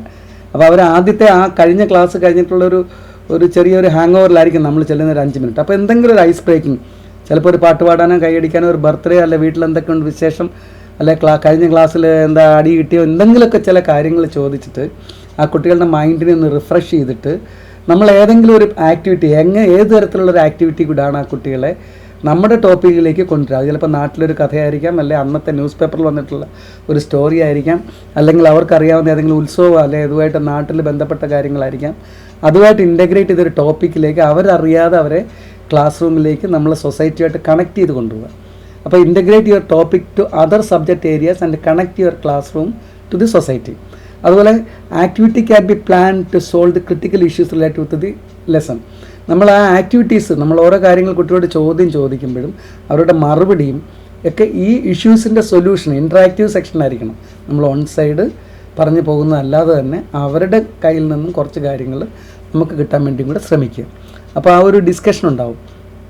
അതുപോലെ തന്നെ നമ്മൾ ഉദ്ദേശിച്ച outcome, ensure that the expected outcome is achieved or not. പലപ്പോഴും നമ്മൾ ഈ പറയുന്ന കാര്യങ്ങൾ നമുക്ക് കിട്ടില്ല. അപ്പോൾ അത് അച്ചീവ് ചെയ്തിട്ടുണ്ടോ, നമ്മൾ ഉദ്ദേശിച്ചതാണോ ഔട്ട്കം, അവരതിനകത്ത് ഡീവിയേറ്റ് ചെയ്തിട്ടുണ്ടെങ്കിൽ തീർച്ചയായിട്ടും നമ്മളതിനെ ഒരു മോഡറേറ്റ് ചെയ്തിട്ട് നമ്മൾ ഇന്നതാണ് പറഞ്ഞുകൊണ്ടിരിക്കുന്നത് എന്നുള്ള രീതിയിൽ കൂടെ ഓർമ്മപ്പെടുത്തിക്കൊണ്ട് തിരിച്ചു വരണം. അപ്പോൾ ഇത് പെഡഗോഗി ക്യാൻ ബി പ്രിപ്പയർഡ് ഹോളിസ്റ്റിക്കലി. എന്താ ഈ ഹോളിസ്റ്റിക്കലി എന്ന് പറഞ്ഞ് പലപ്പോഴും ഞാൻ എൻ്റെ മോളൊക്കെ നിങ്ങളുടെ അവിടെ നിന്ന് വരുന്ന കുട്ടികളൊക്കെ രാത്രിയിൽ ബി.എഡിനൊക്കെ പഠിച്ചുകൊണ്ടിരിക്കുമ്പോൾ ഞാൻ ഇപ്രാവശ്യം ഇതേ വിവരം തന്നെ അവിടെ NCTയിൽ ചെന്നപ്പോഴും പറഞ്ഞൊരു കാര്യമാണ്. അതായത് ലേറ്റ് നൈറ്റിലും ഇരുന്ന് വർക്ക് ചെയ്യുന്ന ഒരു കുട്ടിക്ക് അല്ലെ ഒരു പ്രോജക്റ്റ് വർക്ക് ചെയ്തുകൊണ്ടിരിക്കുമ്പോൾ അതിന് നമുക്ക് ഹോളിസ്റ്റിക് എന്നുള്ള വേർഡ് ഒരിക്കലും അവിടെ ആപ്റ്റല്ല. കാരണം പഠിത്തത്തോട് തന്നെ ആ കുട്ടിക്കൊരു എന്താ പറയുക, അതിൻ്റെ ഉറക്കത്തിനെ അതിൻ്റെ ട്യൂണിനെ ഒക്കെ മാറ്റിക്കൊണ്ടായിരിക്കാം നമുക്ക് ചിലപ്പോൾ അങ്ങനെയല്ല പ്രോജക്റ്റോ അല്ലെ കാര്യങ്ങളോ കൊടുക്കേണ്ടത്. ആ കുട്ടിക്ക് വളരെ ലൈഫ് ലോങ് അതിന് പഠിക്കാനുണ്ടാകുന്ന ഒരു സാവകാശം, അത് ടൈം ബൗണ്ടായിരിക്കണം. പക്ഷേ ആ സാവകാശത്തോടു കൂടി തന്നെ നമുക്ക് കാര്യങ്ങൾ ചെയ്യാനുള്ള ഒരു പെഡഗോഗിക് അപ്രോച്ച് ആയിരിക്കണം നമ്മൾ ശരിക്കും ടൈം ബൗണ്ടായിട്ട് നമ്മൾ പ്രിപ്പയർ ചെയ്യേണ്ടത്. Don't forget to use appropriate ICT tools. എന്താണ് ICT? Information communication technology tools. ഏതൊക്കെ തരത്തിലുള്ള മീഡിയാസാണ് അല്ലെ ഏതൊക്കെ തരത്തിലുള്ള ടെക്നോളജിയാണ് അത്. ചിലപ്പോൾ എന്തെങ്കിലും ICT എന്ന് പറയുമ്പോൾ കമ്പ്യൂട്ടർ ബേസ്ഡ് അല്ല ഉദ്ദേശിക്കുക. കാര്യം അതിനകത്ത് ഒരുപാട് ആക്ടിവിറ്റീസുമായിട്ട് കണക്റ്റഡ് ആണ്. ഒരു സ്ഥലം കൊണ്ട് കാണിക്കാം, അല്ലെങ്കിൽ ഒരു പ്ലാന്റ്സിനെയൊക്കെ പരിചയപ്പെടുത്താനാണ് നമുക്ക് പുറത്ത് പോകാം. പ്ലാസ്റ്റിക് പൊല്യൂഷനെ കുറിച്ചാണെങ്കിൽ അതൊരു ആക്ടിവിറ്റി ആക്കി എടുക്കാം. സമൂഹമായിട്ട് ഈ ടെക്നോളജി എന്ന് പറയുമ്പോൾ അതിനകത്ത് നമ്മൾ കമ്പ്യൂട്ടറിൽ നിന്ന് മാത്രം കിട്ടുന്ന ഒരു ഇതാണെന്ന് ഒരിക്കലും കരുതരുത്. Technology to connect the future needs and link to reference. ഇപ്പോൾ എന്താ ഈ ലിങ്ക് ഫോർ റെഫറൻസ്? ആ പറയുന്ന കാര്യത്തിൻ്റെ വരുംവരായികൾ എന്തൊക്കെയാണ്, അതിൻ്റെ സൊല്യൂഷൻ എന്തൊക്കെയാണ് തിരിച്ചറിയാൻ വേണ്ടിയിട്ട് കുട്ടി കുറച്ച് അന്വേഷണം നടത്താനുള്ള ഇന്നടുത്ത് കിട്ടും, ഇന്ന ലൈബ്രറിയിലുണ്ട്, അല്ലെ ഈ കഴിഞ്ഞ ദിവസത്തെ ന്യൂസ് പേപ്പറിൽ ഇതിനെക്കുറിച്ചൊരു ആർട്ടിക്കിളുണ്ട്. ഇങ്ങനെ എന്തെങ്കിലും ഒരു ചെറിയ ഒരു ലിങ്കും കൂടെ നമുക്ക് കുട്ടികൾക്ക് കൊടുക്കണം. അപ്പോൾ hope every one can become a friendly teacher. For that we need to be a good learner and share your experience with new learner. എന്താ ഈ ന്യൂ ലേണേഴ്സ് എന്ന് പറഞ്ഞ് നമ്മളൊരിക്കലും സ്റ്റുഡൻസ് എന്ന് പറയേണ്ട കാര്യമില്ല. നമ്മൾ കുറച്ച് മുമ്പേ പഠിച്ചു പോയി. ഇപ്പോൾ നിങ്ങളുടെ കാര്യം പറയുന്ന പോലെ ഞാൻ കുറച്ച് കാര്യങ്ങൾ ഒരു ടീച്ചിങ്, എൻ്റെ ഒരു ടീച്ചിങ് ടെന്യൂറിൽ ഇങ്ങനെ പഠിച്ചു വന്നു. എനിക്കറിയാവുന്ന കുറച്ച് കാര്യങ്ങൾ നിങ്ങൾക്ക് പറയുന്നു. നിങ്ങൾ ഇതിന് കുറച്ചുകൂടെ വൈഡായിട്ട് കുറേ കൂടെ വളരെ വലിയ ഒരു നിലവാരത്തിലേക്ക് നിങ്ങൾക്ക് പോകാൻ വേണ്ടിയുള്ള ഒരു സ്റ്റെപ്പാണ് ശരിക്കും പറഞ്ഞാൽ എൻ്റെ ഒരു എക്സ്പീരിയൻസ് ഇവിടെ നിങ്ങൾക്ക് തരാം. അപ്പോൾ ഇതിനോടൊപ്പം തന്നെ ലെഫ്റ്റ് സൈഡിൽ ഞാനൊരു പെയിൻറ്റിങ്, വളരെ കളർഫുൾ ആയിട്ടുള്ളൊരു പെയിൻറ്റിങ് ശ്രദ്ധിച്ചാൽ അറിയാം. കോവിഡ് ഫാഷൻ ആഫ്റ്റർ കോവിഡ് എന്ന് പറഞ്ഞു. ഇപ്പോൾ കോവിഡിൻ്റെ സമയത്ത് ഞാൻ ധരിച്ചിരുന്ന ഇനി ആരും ഈ മാസ്ക് ഊരിയിട്ട് നടക്കാൻ സാധ്യതയില്ല. അപ്പം അങ്ങനെ വന്നു കഴിഞ്ഞപ്പോൾ പിന്നെ ആകെ അവശേഷിക്കുന്ന മുടിയും ചെവിയും ഇങ്ങനെ കുറച്ച് കാര്യങ്ങൾ മാത്രമേ ഉള്ളൂ. അപ്പോൾ അതിനകത്ത് എന്തൊക്കെ ഫാഷൻ കാണിക്കാമെന്നായിരിക്കാം ഒരു പക്ഷേ ഫ്യൂച്ചറിൽ വരാൻ പോകുന്ന ഫാഷൻ എന്ന് വിചാരിച്ചിട്ടൊരു പെയിൻറ്റിങ് ചെയ്തതാണ്. അപ്പോൾ തലയിൽ കോഴിപ്പൂവിൻ്റെ കൂട്ടൊരു 3-4-5 ഒരു 6-7 കളറിലുള്ള കളർ ഡൈയും ഒക്കെ ഉപയോഗിച്ചിട്ട് മാസ്കും ഒക്കെ ഇട്ടിട്ട്, അപ്പോൾ അത്തരത്തിലുള്ള ഒരു കൺസെപ്റ്റിൽ ചെയ്തൊരു പെയിൻറ്റിങ്ങാണ്. അപ്പോൾ നമ്മൾ കാലഘട്ടത്തിൽ മാറുന്ന രീതി അനുസരിച്ചിട്ട് ഫോംസും നമ്മുടെ കൺസെപ്റ്റുകളും ടീച്ചിങ് മോഡ്യൂൾസും ഒക്കെ റീഡിസൈൻ ചെയ്യേണ്ടതായിട്ട് വരും. അപ്പോൾ ഇതാണ് ഞാൻ ഒന്നുകൂടെ നിങ്ങളെ ഓർപ്പിക്കുന്നത്. ടീച്ചർ എന്നുള്ള വേർഡ് ഇറൈസ് ചെയ്യുന്നുണ്ട്. Learner can change the vision of future India. ഒരു കാര്യത്തെക്കുറിച്ച് അന്വേഷിക്കുന്ന ഒരാൾക്ക് മാത്രമേ നമുക്കൊരു വിഷൻ കൊടുക്കാൻ പറ്റുള്ളൂ. സോ നമ്മളെന്താ ചെയ്യേണ്ടത്? ഓരോ ദിവസവും അതിന് വേണ്ടിയിട്ട് കാര്യങ്ങൾ അപ്ഡേറ്റ് ചെയ്യുക. അപ്പോൾ ഇത് ഇനിയിപ്പോൾ എന്താണ് 21st സെഞ്ച്വറി ലേണിംഗ്. ആൾവേസ് നമ്മളെല്ലാവരും ഭയങ്കര ബിസിയാണ്, ഏത് സമയത്തും ബിസി. എങ്ങനെ ബിസി ചിലപ്പോൾ ഫേസ്ബുക്കിലും ട്വിറ്ററിലും വാട്സപ്പിലും ഒക്കെ നോക്കിയിരുന്ന് ഉള്ള ബിസി ആയിരിക്കാം ഒരു പക്ഷേ. അപ്പോൾ അങ്ങനെയുള്ളൊരു ബിസി അല്ല പറയാം. നമ്മളൊരു പക്ഷേ വീട്ടിൽ പല കാര്യങ്ങൾ, കടയിൽ പോയി സാധനങ്ങൾ വാങ്ങിക്കേണ്ടി വരും, തുണി കഴുകേണ്ടി വരും, അല്ലെങ്കിൽ ഒരു മരം നട്ടുപിടിപ്പിക്കേണ്ടതായിട്ട്, ഇങ്ങനെ ഒരുപാട് ആക്ടിവിറ്റീസ് നമുക്ക് ചെയ്യാനുണ്ട്. വെറുതെ സ്ഥലം ചുറ്റിക്കാണ്. അപ്പോൾ ഇങ്ങനെ ഒരു പർട്ടിക്കുലർ ഏരിയ മാത്രം ഫോക്കസ് ചെയ്യാതെ, വീട്ടിൻ്റെ മതിലുകൾക്കുള്ളിൽ മാത്രം ഇരിക്കാതെ സമൂഹത്തിലേക്ക് ഇറങ്ങി പ്രവർത്തിക്കേണ്ടി വരുമ്പോഴാണ് നമുക്ക് നമ്മളുടെ കാര്യങ്ങൾ പലപ്പോഴും പ്രൂവ് ചെയ്യാൻ പറ്റുക.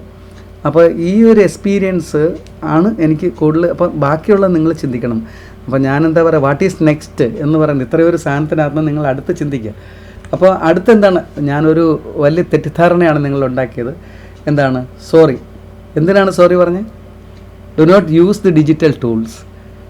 നിങ്ങൾ ട്വിറ്ററോ വാട്സപ്പോ ഫേസ്ബുക്കോ ഇതൊന്നും ഉപയോഗിക്കാൻ പാടില്ല, യൂട്യൂബ് ഒന്നും ഉപയോഗിക്കാൻ പാടില്ല. ഒരു കണ്ടീഷൻ മാത്രമേ പറയുന്നുള്ളൂ, കുറച്ചൊന്ന് മിനിമൈസ് ചെയ്യണം. നമ്മുടെ ഇന്നത്തെ കുട്ടികൾ നമുക്ക് വേണ്ട എന്നല്ല, ഡിജിറ്റൽ മീഡിയാസ് വേണ്ട എന്നല്ല, ഒരു വളരെ ലിമിറ്റഡ് ആയിട്ട് മാത്രം ഇത് മൊബൈൽസും അല്ലെങ്കിൽ ഡിജിറ്റൽ സ്ക്രീൻസും ഒക്കെ ഉപയോഗിക്കാൻ വേണ്ടിയുള്ള ഒരു പ്രാക്ടീസ് നമ്മൾ ഉണ്ടാക്കേണ്ടി വരും. കാരണം ഇല്ലെങ്കിൽ നമുക്ക് എന്താ പറ്റുക, നമുക്ക് ICT ടൂൾസ് ഉപയോഗിക്കുമ്പോഴോ ആപ്സ് ഉപയോഗിക്കുമ്പോഴോ വളരെ പെട്ടെന്ന് പല കാര്യങ്ങളും, ഇപ്പോൾ ഫോട്ടോ റീടച്ച് ചെയ്യാൻ രമണി പോലുള്ള ആപ്സുകളുണ്ട്, ChatGPT ഉണ്ട്, നമുക്ക് എന്ത് കാര്യങ്ങളും കവിത വരെ എഴുതി തരുന്ന ChatGPT ഉണ്ട്. ഇതൊക്കെ ചെയ്യുമ്പോൾ നമ്മൾ സ്വയമേ ഒരു പ്രകൃതിയെ കണ്ടിട്ട്, ഒരു മഴയെ കണ്ടിട്ട് മഴയെക്കുറിച്ചൊരു കവിത എഴുതുക എന്ന് പറയുന്നതിന് പകരം ChatGPTയോട് write a poem about rain ചോദിച്ചാൽ അത് ഭംഗിയായിട്ട് എഴുതി തരും. ആരെങ്കിലുമൊക്കെ എഴുതുന്ന കുറേ മഴയുടെ ലൈൻസ് എല്ലാം കൂടെ ചേർത്ത് കൂട്ടി വെച്ചിട്ട് ഒരു നല്ല കവിത ഉണ്ടാക്കി തരും. പക്ഷേ നമ്മൾ എഴുതുന്ന കവിതയുടെ ഭാവമോ ജീവനോ അതിനുണ്ടാവണമെന്നില്ല. അപ്പം തീർച്ചയായിട്ടും നമ്മളുടെ സോളിനെ ഉപയോഗിക്കാൻ വേണ്ടിയിട്ട് നമ്മൾ ഓരോരുത്തരും ക്രിയേറ്റിവിറ്റി എങ്ങനെയൊക്കെ ഡെവലപ്പ് ചെയ്യുക അതിനെക്കുറിച്ച് നമ്മൾ പഠിക്കേണ്ടതാണ്. അപ്പോൾ എല്ലാ സമയത്തും ആലോചിക്കുക, നമ്മളിങ്ങനെ ഒരുപാട് ഡിജിറ്റൽ സോഴ്സിലേക്ക് പോയി കഴിഞ്ഞാൽ നമ്മളുടെ തന്നെ ക്രിയേറ്റിവിറ്റിയും ബ്രെയിൻ പവറിനെയൊക്കെ അത് സ്പീഡ് ഡൗൺ ചെയ്യും, റെഡ്യൂസ് ചെയ്യും, അല്ലെങ്കിൽ അതിനെ പ്രവർത്തിക്കാൻ പറ്റുന്ന ഒരു അവസ്ഥയിലേക്ക് ആക്കി എടുക്കില്ല. അപ്പം ഇത് മാത്രമേ എനിക്ക് ഈ സമയത്ത് പറയാനുള്ളൂ. അപ്പം നിങ്ങളൊരു കാര്യം ചെയ്യുക, ഞാൻ കുറച്ച് കാര്യങ്ങൾ എനിക്കറിയാവുന്നൊന്ന് ഷെയർ ചെയ്തു. അപ്പോൾ ഈ ഷെയർ ചെയ്ത വിവരങ്ങൾ നിങ്ങൾക്ക് എന്താ പറയുക, നിങ്ങൾക്ക് തിരിച്ച് എന്തെങ്കിലും കാര്യങ്ങൾ ചോദിക്കാൻ പറ്റുമെന്നുണ്ടെങ്കിൽ, അല്ലെങ്കിൽ അതിനെക്കുറിച്ച് അറിയാൻ പറ്റുമെന്നുണ്ടെങ്കിൽ തീർച്ചയായിട്ടും നിങ്ങൾക്ക് ക്യാമറ ഓൺ ചെയ്തിട്ട് നിങ്ങളുടെ സംശയങ്ങൾ പറഞ്ഞാൽ, എനിക്കറിയാവുന്ന ചില കാര്യങ്ങളാണെങ്കിൽ ഞാൻ അതിന് വ്യക്തമായിട്ടുള്ളൊരു മറുപടി തരാം. അതല്ല നിങ്ങൾ പറയുന്ന ചില കാര്യങ്ങൾ പുതുമ, ഞാൻ പറഞ്ഞതിനകത്ത് യോജിക്കാൻ കഴിയാത്ത എന്തെങ്കിലും കാര്യങ്ങളുണ്ടെങ്കിൽ ഒരു ഡിബേറ്റായിട്ടും ഈ സമയത്ത് വയ്ക്കാം. അതുകൊണ്ട് സംസാരിക്കുന്നവർ തീർച്ചയായിട്ടും അവർ ഓൺ ചെയ്തിട്ട് ഒന്ന് പിൻ ചെയ്തിട്ട് സംസാരിക്കാൻ നോക്കുക. അപ്പോൾ ഞാനിത് വളരെ ബ്രീഫായിട്ട് ഈ ഒരു എക്സ്പീരിയൻസ് നിങ്ങളിലേക്ക് എത്തിച്ചു എന്ന് മാത്രമേ ഉള്ളൂ. അതുപോലെ എൻ്റെ സർവീസിൽ ഞാൻ ഒരിക്കലും ഒരു അവാർഡിന് വേണ്ടിയിട്ടോ അല്ലെങ്കിൽ മറ്റുള്ളൊരു കമ്മ്യൂണിറ്റിക്ക് വേണ്ടിയിട്ടോ അല്ലെങ്കിൽ ഒരു അച്ചീവ്മെൻറ്റ് വേണ്ടിയിട്ടോ ഒരു ടീച്ചിങ് പ്രൊഫഷൻ ഉപയോഗിച്ചിട്ടില്ല. അപ്പോൾ ഈ അടുത്തിടയ്ക്കും ഞാൻ ബിസ്മിലാനിയിലെ റിസോഴ്സ് പേഴ്സണായിട്ടും അതേപോലെ ടീച്ചേഴ്സ് ട്രെയിനിങ്ങിന് മാത്സിൻ്റെയും സയൻസിൻ്റെയും ഒക്കെ ടീച്ചേഴ്സിൻ്റെ ട്രെയിനിങ് പ്രിൻസിപ്പിൾസും ഒക്കെ ആയിട്ടുള്ള ആൾക്കാർ ഇപ്പോൾ 30 സ്കൂൾസ് കണക്ട് ചെയ്യുന്ന സ്കൂൾസിൻ്റെ പ്രിൻസിപ്പിൾസാണ്. അപ്പോൾ അവർക്കൊക്കെ ട്രെയിനിങ് കൊടുക്കാൻ വേണ്ടിയിട്ടുള്ള അവസരങ്ങൾ എനിക്ക് കിട്ടിയത് ശരിക്കും പറഞ്ഞാൽ എന്താണ്, എൻ്റെ ഈ ഒരു പ്രാക്ടിക്കൽ ലൈഫിൽ നിന്ന് അല്ലെ സമൂഹമായിട്ട് ബന്ധപ്പെടുത്തിയിട്ട് ഞാൻ കലയും മറ്റേ ഇൻ്റഗ്രേറ്റ് ചെയ്യാനും ഒരു കൂട്ടായ പ്രവർത്തനം നടന്നതിനകത്ത് വന്നിട്ടുള്ള റിവാർഡുകളാണ്. അപ്പോൾ ഇത്തരത്തിൽ ഒരു ടീച്ചർക്ക് ഏത് ലോ ഏരിയയിൽ എൻഡിൽ നിന്നുകൊണ്ടായാലും എനിക്ക് തോന്നുന്നു നിങ്ങൾക്ക് എത്ര വലിയ ഹൈറ്റ്സിലും നിങ്ങൾക്ക് എത്തിച്ചേരാൻ പറ്റും. കാര്യം ഞാൻ ഈ 2 ദിവസത്തിന് മുമ്പും ഞാൻ ഇവിടെ ഒരു സ്കൂളിൽ വെട്ടിക്കവല ഗവൺമെൻറ് മോഡൽ HSL സ്കൂളിൽ ഈ ഹാൻഡിക്യാപ്ഡ് കുട്ടികൾക്ക് വേണ്ടിയിട്ട്, അല്ലെങ്കിൽ എന്താ പറയുക, നമ്മളിങ്ങനെ ഫിസിക്കലി ഹാൻഡിക്യാപ്ഡ് ആയിട്ടുള്ള കുട്ടികൾക്ക് വേണ്ടിയിട്ട് ചെറിയൊരു വിദ്യാലയത്തിൻ്റെ ഒരു ഭാഗം ഡെവലപ്പ് ചെയ്യുന്നതിന് അതിന് ഇൻറ്റീരിയർ വർക്ക് ചെയ്യാൻ വേണ്ടി പോയതാണ്. ഇപ്പോൾ നമ്മളെ കൊണ്ട് വർക്ക് ചെയ്യാൻ പറ്റുന്ന എല്ലാ രംഗങ്ങളിലും പരമാവധി പാർട്ടിസിപ്പേറ്റ് ചെയ്യുമ്പോഴാണ് നമുക്ക് മറ്റുള്ളവരുടെ ഇടയിൽ കൂടെ നമുക്ക് മാതൃകയായിട്ടല്ല ഞാൻ സംതിങ് ആണ് എന്ന് വിചാരിച്ചിട്ടുണ്ടെങ്കിൽ തീർച്ചയായിട്ടും നിങ്ങൾക്കൊന്നും ചെയ്യാൻ പറ്റില്ല. അപ്പോൾ എന്തെങ്കിലും ഉണ്ടെങ്കിൽ നിങ്ങളത് ഒന്ന് സംസാരിക്കുക. അല്ല ഞാൻ പറഞ്ഞതിനകത്ത് എന്തെങ്കിലും മനസ്സിലാവുണ്ടെങ്കിൽ ആ കാര്യങ്ങളെക്കുറിച്ചിട്ട് പറയുക. Okay, thank U. എന്തെങ്കിലും ഉണ്ടെങ്കിൽ സംസാരിക്കാം. ഇത്രയുള്ള കാര്യങ്ങളൊക്കെയാണ് എനിക്ക് നിങ്ങളോട് ഷെയർ ചെയ്യാനുള്ളത്. വളരെ നിങ്ങൾക്ക് കൂടുതൽ മദർ ടങ്ങിൽ തന്നെ പറഞ്ഞു തരാമെന്ന് വിചാരിച്ചിട്ടാണ് ഞാനിതിൻ്റെ ഒരു മോഡ് തന്നെ വളരെ മലയാളത്തിൻ്റെ രീതിയിൽ തന്നെ അറിയാവുന്ന ഒരു കമ്മ്യൂണിക്കേഷൻ മോഡിൽ തന്നെ അവതരിപ്പിക്കാൻ ശ്രമിച്ചത്. അപ്പോൾ നിങ്ങൾ എന്ത് പറയുന്നു? നിങ്ങളുടെ ഈ ഔട്ട്ലുക്കിൽ ഒരു ഭാവിയിലൊരു ടീച്ചർ ഏതൊക്കെ രീതിയിൽ സക്സസ് ആവാൻ പറ്റും, അല്ലെ എങ്ങനെയൊക്കെ ലെസൺ നിങ്ങൾക്ക് ഫ്രെയിം ചെയ്യാം, ഇങ്ങനെയൊക്കെയുള്ളൊരു കാഴ്ചപ്പാടാണ് ഞാൻ നിങ്ങൾക്ക് ഷെയർ ചെയ്തത്. അപ്പോൾ ഈ പ്രസൻറ്റേഷൻ ഞാൻ നിങ്ങൾക്കൊന്ന് ഗ്രൂപ്പിൽ ഷെയർ ചെയ്ത് തരാം. അപ്പോൾ അത് നിങ്ങൾക്ക് ഇതിനകത്ത് എന്തെങ്കിലുമൊക്കെ ചെറിയ മൊബൈലിലൊക്കെ നോക്കുമ്പോൾ കിട്ടില്ലായിരിക്കും. അപ്പോൾ അത്തരത്തിൽ നിങ്ങൾക്ക് വേണമെങ്കിൽ അതിനെ പിന്നീട് നോക്കി എന്തെങ്കിലുമൊക്കെ ക്ലാരിഫിക്കേഷൻ നിങ്ങളുടേതായ ലെവലിൽ അപ്ഡേഷനും കൊണ്ടുവരാവുന്നതാണ്. Okay, thank you. ആർക്കെങ്കിലും എന്തെങ്കിലും നിങ്ങളുടേതായ അനുഭവങ്ങൾ ഷെയർ ചെയ്യാനുണ്ടെങ്കിൽ ഷെയർ ചെയ്യാം. ഞാനിപ്പം വർക്ക് ചെയ്യുന്നത് നിങ്ങളുടെ ചെന്നിത്തല നവോദയ വിദ്യാലയയിലാണ് വർക്ക് ചെയ്തുകൊണ്ടിരിക്കുന്നത്.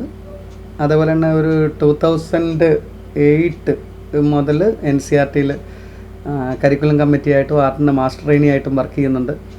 അവിടെ റിസോഴ്സ് പേഴ്സണായിട്ട് പോകുന്നുണ്ട്. അതുപോലെ നവോദയ ലീഡർഷിപ്പ് ഇൻസ്റ്റിറ്റ്യൂട്ട് എന്ന് പറഞ്ഞാൽ ടീച്ചേഴ്സിന് ട്രെയിനിങ് കൊടുക്കുന്ന ഇൻസ്റ്റിറ്റ്യൂട്ടുകളിൽ നവോദയ ടീച്ചേഴ്സിന് തന്നെ പല അവസരങ്ങളിലും ക്ലാസ് എടുക്കാൻ വേണ്ടിയിട്ട് റിസോഴ്സ് പേഴ്സണായിട്ട് പോകാറുണ്ട്. സ്റ്റേറ്റ് സ്കൂളിൽ TTA B.Ed കോളേജ്, അതുപോലെ പാലക്കാട് എഞ്ചിനീയറിംഗ് കോളേജ്, ഇങ്ങനെ ഒരുപാട് സ്ഥാപനങ്ങളിൽ പലപ്പോഴായിട്ട് പല അവസരങ്ങളിൽ ഇന്ത്യയിലും പുറത്തുമായിട്ടുള്ള സ്ഥലങ്ങളിൽ ക്ലാസ് ഓൺലൈനായിട്ടും അല്ലാതെയൊക്കെ എടുക്കാനും കാണാനും ഒക്കെയുള്ള അവസരങ്ങൾ ഉണ്ടായിട്ടുണ്ട്. ഈ ഒരു കാഴ്ചപ്പാടിൽ നിന്നാണ് പൊതുവേ നമ്മളുടെ ആ ഒരു എഡ്യൂക്കേഷൻ എങ്ങനെ മൂവ് ചെയ്യുന്നു എന്നുള്ളത് വളരെ ഷോർട്ട് കട്ടായിട്ട് നിങ്ങളിലേക്ക് എത്തിച്ചത്. അതുപോലെ ഈ കഴിഞ്ഞ 3rd ആനിവേഴ്സറിക്കും ഈ പറയുന്ന ഭാരത മണ്ഡപത്തിൽ വെച്ചുള്ളൊരു ഷോയിലും ഏറ്റവും കൂടുതൽ സ്കിൽ എഡ്യൂക്കേഷനാണ് നമ്മളിപ്പോൾ ഇമ്പോർട്ടൻസ് കൊടുത്തുകൊണ്ടിരിക്കുന്നത്. കാര്യങ്ങൾ അറിഞ്ഞ് പഠിക്കും. Sir good evening sir. Sir ഞാനൊരു B.Ed കോളേജിലെ ടീച്ചറാണ് കേട്ടോ. I am working as A teacher educator in one of B.Ed college at Kollam district. Sir എൻ്റെ ഒരു സംശയമാണ്. നമ്മൾ CBSE സ്കൂളുകളിൽ ഇപ്പൊ ആർട്ട് ഇന്റഗ്രേറ്റഡ് എഡ്യൂക്കേഷന് കൂടുതൽ ഇമ്പോർട്ടൻസ് നേരത്തെ NCERT വഴി കൊടുത്തു തുടങ്ങിയിട്ടുള്ളതാണ്. അപ്പൊ നമ്മുടെ സ്റ്റേറ്റ് സ്കൂളുകളിൽ ഇതിന്റെ സ്കോപ്പ് എന്താണ്? അതായത് ഇപ്പോൾ ഇതിന് കൂടുതൽ ഇമ്പോർട്ടൻസ് കൊടുക്കുന്നുണ്ടോ? അതെ, ഞാൻ മനസ്സിലാക്കിയെടുത്തോളം സ്റ്റേറ്റ് സ്കൂളിലും ആർട്ട് എഡ്യൂക്കേഷൻ കമ്പൽസറി ആക്കിക്കൊണ്ട് തന്നെ ഓർഡർ നേരത്തെ ഇട്ടിരുന്നു. ഇപ്പോൾ കേരള സ്റ്റേറ്റിൻ്റെ ഗതി അല്ല മറ്റ് പല സ്കൂളിലും ഉള്ളത്. ഇപ്പോൾ ഡൽഹിയിലും കൽക്കട്ടയിലും അല്ലെങ്കിൽ ഗുജറാത്തിലും ഒക്കെ നമ്മൾ പോയി കഴിഞ്ഞാൽ അവിടെ ആർട്ട് എഡ്യൂക്കേഷൻ നന്നായിട്ട് തന്നെ പോകുന്നുണ്ട്. ടെക്സ്റ്റ് ബുക്ക് വഴി വെച്ച് തന്നെ പോകുന്നുണ്ട്. അപ്പോൾ ഇപ്പോഴും വളരെ കമ്പൽസറി ആയിട്ട് ഏറ്റവും അവസാനം വന്ന ഒരു അറിവനുസരിച്ച് മറ്റുള്ള സബ്ജക്റ്റ് അനുസരിച്ച് 100 hours ആർട്ടിന് കൊടുത്തുകൊണ്ട് ടെക്സ്റ്റ് ബുക്ക് വഴി വെച്ചിട്ടാണ് 6ാം ക്ലാസ്സിൻ്റെ ഒരു രീതി പോകുന്നത്. അപ്പോൾ എനിക്ക് തോന്നുന്നു ഇന്ത്യ മൊത്തത്തിൽ ഏകീകൃതമായിട്ടുള്ള ഒരു പഠന സമ്പ്രദായമാണ്. എല്ലാ സ്കൂളുകളിലും ആർട്ട് കമ്പൽസറി ആയിട്ടുള്ളൊരു കരിക്കുലം തന്നെയാണ് ഇപ്പോൾ വന്നുകൊണ്ടിരിക്കുന്നത്. അത് വലിയ താമസമില്ലാതെ കേരളത്തിലും അത് ഓപ്റ്റ് ചെയ്യും. നേരത്തെ അതിനുള്ളൊരു അവരെന്താ ചെയ്തതെന്ന് വെച്ചാൽ പൈസ ഇല്ലാത്തതുകൊണ്ട് പോസ്റ്റ് വരുമ്പോൾ ആ പോസ്റ്റ് അങ്ങ് അബോളിഷ് ചെയ്തിട്ട് പകരം ഒരു ടീച്ചറെ 4-5-6 സ്കൂളിൽ ഓടിച്ച് ക്ലാസ് എടുക്കുകയും അതോടൊപ്പം തന്നെ കോൺട്രാക്റ്റ് വഴി ആദ്യം 10,000-15,000 രൂപ കൊടുത്ത് പിന്നെ അതിൻ്റെ പകുതിയാക്കി ഇങ്ങനെ സാമ്പത്തികമായിട്ടുള്ള ചില ബാധ്യതകൾ ഉണ്ടായതുകൊണ്ട് എനിക്ക് തോന്നുന്നു ആ കാര്യങ്ങൾ മാറ്റി വെച്ചേക്കാണല്ലോ. ഒരിക്കലും ആർട്ട് എഡ്യൂക്കേഷന് ഒഴിവാക്കിയിട്ടില്ല. അപ്പോഴേ സാറ് നമ്മുടെ ബാക്കി സബ്ജക്റ്റുമായിട്ട് ഇന്റഗ്രേറ്റ് ചെയ്ത് ഉപയോഗിക്കാനുള്ള സാധ്യതകൾ ഇനിയേ ഉണ്ടാവത്തുള്ളൂ. ഇതിനകത്ത് ഇന്റഗ്രേറ്റ് ചെയ്ത് ഉപയോഗിക്കുക വെച്ചാൽ ഈ ആർട്ടിൻ്റെ സിലബസും ആർട്ടിൻ്റെ ഒരു കരിക്കുലം ആൾറെഡി ഉണ്ട്. ആർട്ട് ഇൻ്റഗ്രേറ്റ് ചെയ്യുക എന്ന് പറയുമ്പോൾ മറ്റ് സബ്ജക്റ്റുകൾ ആർട്ടിൻ്റെ ചില ബേസിക്, ഫോർ എക്സാമ്പിൾ നമ്മളിപ്പോൾ ഒരു ചെറിയൊരു സ്കൂളിലിപ്പം ഒരു ചെറിയ മൈം അവതരിപ്പിക്കുക, അസംബ്ലി പ്രോഗ്രാമിൽ ഒരു ചെറിയ ആക്ഷൻ സോങ് അവതരിപ്പിക്കുക, ഇതൊക്കെ ആക്ടിവിറ്റീസായിട്ട് ഒരു രീതിയിൽ പ്രസൻറ്റ് ചെയ്യുമ്പോൾ ഒരു പപ്പറ്റ്റി ഷോ നടത്തി പ്രസൻറ്റ് ചെയ്യുമ്പോൾ കുട്ടികൾക്കത് കൂടുതൽ കമ്മ്യൂണിക്കേറ്റ് ചെയ്യും. ഒരു മാസ്ക് ഒക്കെ വെച്ചിട്ട് ഒരു ആനയും അല്ലെങ്കിൽ 2 മൃഗങ്ങളും കുറിച്ചിട്ട് എക്കോ ഫ്രണ്ട്ലി ആയിട്ടുള്ള ഒരു കാര്യത്തെക്കുറിച്ച്, കാട്ടിൽ സ്ഥലമില്ല അല്ലെങ്കിൽ ജീവിക്കാൻ നിവൃത്തിയില്ല വെട്ടി തെളിച്ചുകൊണ്ടുള്ള ഡയലോഗ് പറയുമ്പോൾ നമ്മുടെ മനസ്സിലേക്ക് അത് ആ പോയിൻറ്റ്സുകളെല്ലാം നമ്മളറിയാതെ വളരെ ഡീപ്പായിട്ട് പതിയുന്ന ഒരു ചിത്രം അല്ലെങ്കിൽ ഒരു ഇമേജ് ആയിട്ട് മാറും. അതാണ് ആർട്ട് ഇൻ്റഗ്രേറ്റഡ് ലേണിംഗ് എന്ന് പറയുന്നത്. അല്ലാതെ ആർട്ടിൻ്റെ പടം വരച്ചുകൊണ്ട് വിദ്യാഭ്യാസം നടത്തുക എന്നുള്ള രീതി കൂടെ അല്ല. അതൊരു തെറ്റായിട്ടുള്ളൊരു കൺസെപ്റ്റാണ്. ശരിക്കും പറഞ്ഞാൽ നമ്മളൊരു ആക്ടിവിറ്റി നടത്തും. ഇപ്പോൾ സ്പോർട്സ് ഇൻ്റഗ്രേറ്റഡ്, ഇപ്പോൾ നമ്മളെന്താ ഉദാഹരണത്തിന് പറഞ്ഞപ്പോൾ 1947 എന്ന് എഴുതി വെക്കുക, 1950 അങ്ങനെ എഴുതി വെക്കുക. അപ്പോൾ ഇങ്ങനെ ഓരോ സമയം ഇപ്പോൾ ഏപ്രിൽ ഫുൾ ഇങ്ങനെ 4-5 എഴുതി വെച്ചേക്കുക. എന്നിട്ട് ഈ കുട്ടിയോട് പറയാം ഒരു മ്യൂസിക് ഇട്ട് കൊടുത്തിട്ട് ഇന്ത്യക്ക് സ്വാതന്ത്ര്യം കിട്ടിയത് ഈ ഗ്രൂപ്പിൽ കയറി ഒരു സർക്കിളിനകത്ത് ഓടിച്ചുകൊണ്ടിരിക്കുകയാണ് നമ്മൾ കസേര കളി പോലെ. അപ്പോൾ ആ കുട്ടി ഓട്ടോമാറ്റിക്കായിട്ട് 1947 പോവുക, 50 പോവുക, 1 പോവുക എന്ന് പറയുമ്പോൾ മാസമായിട്ട് പ്ലേ വേയിൽ കൂടെ തന്നെ ആ കുട്ടി ആ സ്ഥലത്ത് ചെല്ലുമ്പോൾ ആ കുട്ടിയുടെ മനസ്സിൽ ഞാൻ അല്ലെങ്കിൽ എന്താ ഇന്ത്യക്ക് സ്വാതന്ത്ര്യം കിട്ടിയത് 1947 ഒരു ഒരു തോട്ട് ഡെവലപ്പ് ചെയ്യുകയാണ്. അതാണ് ഇൻ്റഗ്രേറ്റഡ് ലേണിംഗ്, സ്പോർട്സ് ഇൻ്റഗ്രേഷൻ എന്ന് പറഞ്ഞാൽ. അല്ലാതെ നമ്മളവിടെ പോയിട്ട് ഡ്രില്ല് കളിക്കുമ്പോൾ കിട്ടുന്ന രീതിയല്ല. പ്ലേ വേ മെത്തേഡിൽ കൂടെ തന്നെ. അതേപോലെ ഒരുപാട് ചീട്ടിനകത്ത് ഒരുപാട് കാര്യങ്ങൾ സയൻറ്റിസ്റ്റുകളുടെ പേര് ക്രോസ് മാച്ച് ചെയ്യുക. ഇത് കിട്ടിയേക്കുന്ന അല്ലെങ്കിൽ എത്ര പേര് വോട്ട് ചെയ്യുന്നു, ഇത് ബൾബ് കണ്ടുപിടിച്ച ആരാണ് എന്ന് പറഞ്ഞൊരു ക്വസ്റ്റ്യൻ ചോദിക്കുമ്പം എത്ര പേര് അവരുടെ കയ്യിലിരിക്കുന്ന ചീട്ടിനകത്തുനിന്ന് ഇതിൻ്റെ ആൻസർ എടുത്ത് കാണിക്കുന്നു, വെക്കുന്നു, അവർക്ക് അതിൻ്റെ പോയിൻ്റ് കൊടുക്കാം. അപ്പോൾ ഇത് ആ കുട്ടിയുടെ ഓരോ കുട്ടിക്കും ഉണ്ടാകുന്ന സെർച്ചിങ്, അതൊക്കെ ഗെയിം ബേസ്ഡ് ആയിട്ടുള്ള ഇൻ്റഗ്രേറ്റഡ് അപ്രോച്ചാണ്. അതേപോലെ പോസ്റ്റ് ഡിസൈൻ ചെയ്യുക, അത് ആർട്ടിൻ്റെ കണ്ടീഷനിൽ വരുമ്പോൾ അത് അത്തരത്തിൽ പോസ്റ്റ് ഡിസൈൻ ചെയ്യാൻ പറയാം. നിങ്ങളിപ്പോൾ ഒരു ചിത്രം വരയ്ക്കാൻ പറയാം. ഇപ്പോൾ ചിത്രം വരയ്ക്കാൻ പറയുമ്പോൾ ആ കുട്ടി ഒരുപാട് കാര്യങ്ങൾ അതിനകത്ത്, ഇപ്പോൾ പൊള്യൂഷനെ കുറിച്ച് പറയുമ്പം ഒരുപാട് ഇമാജിനേഷൻ ആ കുട്ടിയുടെ മനസ്സിലുണ്ടാകും. അതൊക്കെ ചേർത്തിട്ടായിരിക്കും ആ കുട്ടി ഒരു ചിത്രം വരയ്ക്കുക. അവരൊരു സ്റ്റേജിലൊരു മൈം പ്രിപ്പയർ ചെയ്യാൻ പറയുമ്പോൾ അതിൻ്റെ ഡയലോഗ്സ് എഴുതണം, അതിൻ്റെ വർഷങ്ങളെക്കുറിച്ച് എഴുതണം, ലൈബ്രറി പോയിട്ട് അതിൻ്റെ ഡീറ്റെയിൽസ് തിരക്കണം, പത്രം വായിക്കണം. ഇതിനോടനുബന്ധിച്ച് ആ കുട്ടി ഒരുപാട്, അല്ലെങ്കിൽ ആ ഗ്രൂപ്പ് ഓഫ് സ്റ്റുഡൻസ് ഒരു 6 പേരാണ് ഒരു നാടകത്തിലുണ്ടെങ്കിൽ 6 പേരും കൂടെ ചേർന്നിട്ടായിരിക്കും ഇതിൻ്റെ ഡേറ്റ അവർ കളക്ട് ചെയ്യുക. കമ്പ്യൂട്ടർ ലാബിൽ പോയിട്ട് പ്രിൻ്റ് എടുക്കാൻ പറയുമ്പോൾ പ്രിൻറ്റിങ് എങ്ങനെയാണെന്ന് പഠിക്കും. ഗൂഗിൾ സെർച്ച് ചെയ്യാനാണെങ്കിൽ ഗൂഗിൾ എങ്ങനെ സെർച്ച് ചെയ്യാമെന്ന് പഠിക്കും. ഫോട്ടോ എങ്ങനെ സേവ് ചെയ്യണമെന്നുള്ളത് പഠിക്കും. നമ്മൾ പഠിപ്പിക്കേണ്ട കാര്യമില്ല, കമ്പ്യൂട്ടർ പഠിപ്പിക്കേണ്ട കാര്യമില്ല. ഇത് അവരുടെ ഒരു ആവശ്യമായിട്ട് വരും. ഈ നാടകത്തിന് വേണ്ടിയിട്ടുള്ള പ്രോപ്പർട്ടീസ് ഉണ്ടാക്കാൻ വേണ്ടിയിട്ടോ അല്ലെങ്കിൽ അതിൻ്റെ കണ്ടൻറ്റ് എടുക്കാൻ വേണ്ടിയിട്ടോ ഒക്കെ ഇവർ അറിയാതെ ഒത്തിരി കാര്യങ്ങൾ, ഒരുപാട് സ്കിൽസ് അവർ പഠിക്കും. അതാണ് ഇൻ്റഗ്രേറ്റഡ് ലേണിങ്ങിൻ്റെ ഒരു ഉദ്ദേശം. അപ്പോൾ ഇൻ്റഗ്രേറ്റ് ചെയ്യുക എന്ന് പറഞ്ഞാൽ മറ്റ് സബ്ജക്റ്റിൽ കൂടെ നമ്മൾ അറിയാതെ അവർക്ക് ഒരുപാട് സ്കിൽസ് കൊണ്ടുവരാൻ ശ്രമിക്കുക. അതൊരു ടീച്ചർ കുട്ടികളെ ആ രീതിയിൽ മോട്ടിവേറ്റ് ചെയ്താൽ തീർച്ചയായിട്ടും അവരങ്ങനെ സെർച്ച് ചെയ്യും. അതിനുള്ള അവസരം കൊടുത്താൽ അവർ തീർച്ചയായിട്ടും ആ രീതിയിൽ സെർച്ച് ചെയ്യുന്നതാണ് എൻ്റെ അനുഭവത്തിൽ. അങ്ങനെയാണ്. Thank you sir. Okay, thank U. വേറെ ഒന്നുമില്ലല്ലോ? ഹലോ സർ, ഞാൻ മരിയൻ ബാബു. ഞാൻ പീറ്റ് മെമ്മോറിയൽ പഠിക്കുന്ന വിദ്യാർത്ഥിയാണ്. സാർ ഈ പറഞ്ഞ കാര്യങ്ങളിൽ നിന്ന് ഞാനൊരു ഡൗട്ട് ഉള്ളത്, നമ്മൾ ഈ ടീച്ചിങ് പ്രാക്ടീസിനൊക്കെ പോകുമ്പോൾ ഇവർക്ക് ഇങ്ങനെ ആക്ടിവിറ്റി ബേസ്ഡ് അല്ലെങ്കിൽ കാർഡ് ബേസ്ഡ് ഒക്കെ ചെയ്യിപ്പിക്കുമ്പോൾ തന്നെ അവരത് അതിലേക്ക് മാത്രം ആകുക. അതായത് അവർ ആ കൺസെപ്റ്റ് മനസ്സിലാക്കാൻ ശ്രമിക്കാതെ ഇപ്പൊ ഞാനൊരു ഒരു ചാർട്ട് പേപ്പർ കൊടുത്താൽ അത് വെച്ച് എന്ത് ചെയ്യാം, അങ്ങനെയൊക്കെ അങ്ങ് ഡൈവേർട്ട് ചെയ്ത് പോവുക.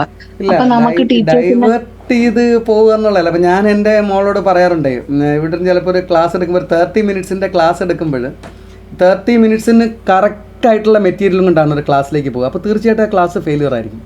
കാരണം എന്താണ്, നമ്മളൊരു 45 മിനിറ്റ്സിൻ്റെ ക്ലാസ്സിൽ പോയി കഴിഞ്ഞാൽ നമുക്ക് തന്നെ അറിയാം, ഒരു ടീച്ചർ കയറി വരുമ്പോൾ സ്വാഭാവികമായിട്ട് ആദ്യം ഒരു 5 മിനിറ്റ് പോകും, ഇല്ലേ? ഒരു 5 മിനിറ്റ് എന്തായാലും പോകും. ആ ഒരു ഗുഡ് മോർണിംഗ് പറഞ്ഞു, അല്ലെങ്കിൽ ഒരു ക്ലാസ് എന്തെങ്കിലുമൊക്കെ ചോദിച്ചു, ആരെങ്കിലും അതിനിടയ്ക്ക് ചിലപ്പം ഒരാളുടെ യൂണിഫോം ചിലപ്പം മോഡ് കറക്റ്റ് ആയിരിക്കത്തില്ല, അല്ലെങ്കിൽ ഒരാൾ ആബ്സെൻ്റ് ആയിരിക്കും, ചിലപ്പോൾ എന്തെങ്കിലും കുരുത്തക്കേട് കാണിക്കുമായിട്ടിരുന്നിട്ട് സംസാരിക്കും. ഇതിനൊക്കെ ആയിട്ട് പല രീതിയിൽ പോകും. പിന്നെ അവരെയൊക്കെ ഒന്ന് കറക്റ്റ് ചെയ്ത് കൊണ്ടുവരണമെങ്കിൽ ഒരു ഐസ് ബ്രേക്കിംഗ് വേണം. ചിലപ്പോൾ ഒരു തമാശ പറയണം, അല്ലെങ്കിൽ എന്തെങ്കിലും ക്ലാസ്സിൻ്റെ ഒരു സെക്ഷൻ പറയണം, എന്നാലേ ആ കുട്ടികളുടെ അറ്റൻഷൻ നമ്മളിലേക്ക് വരികയുള്ളൂ. അപ്പം ഒരു മിനിമം ലെവൽ ഓഫ് ആക്റ്റീവ്, ഇപ്പോൾ ടെക്സ്റ്റ് ബുക്ക് മുഴുവൻ ഫോളോ ചെയ്തിട്ട് നമ്മൾ ക്ലാസ് എടുക്കേണ്ട ഒരു കാര്യങ്ങൾ വരുന്നില്ല. അതിനകത്ത് ചില ഔട്ട്കംസ് ഉണ്ടല്ലോ, നമ്മൾ എക്സ്പെക്റ്റ് ചെയ്യുന്ന ഒരു മോഡ്, എല്ലാ കാര്യങ്ങളും ചിലപ്പോൾ റിപ്പീറ്റ് ചെയ്ത് പറയേണ്ട ആവശ്യം ഉണ്ടായിരിക്കില്ല.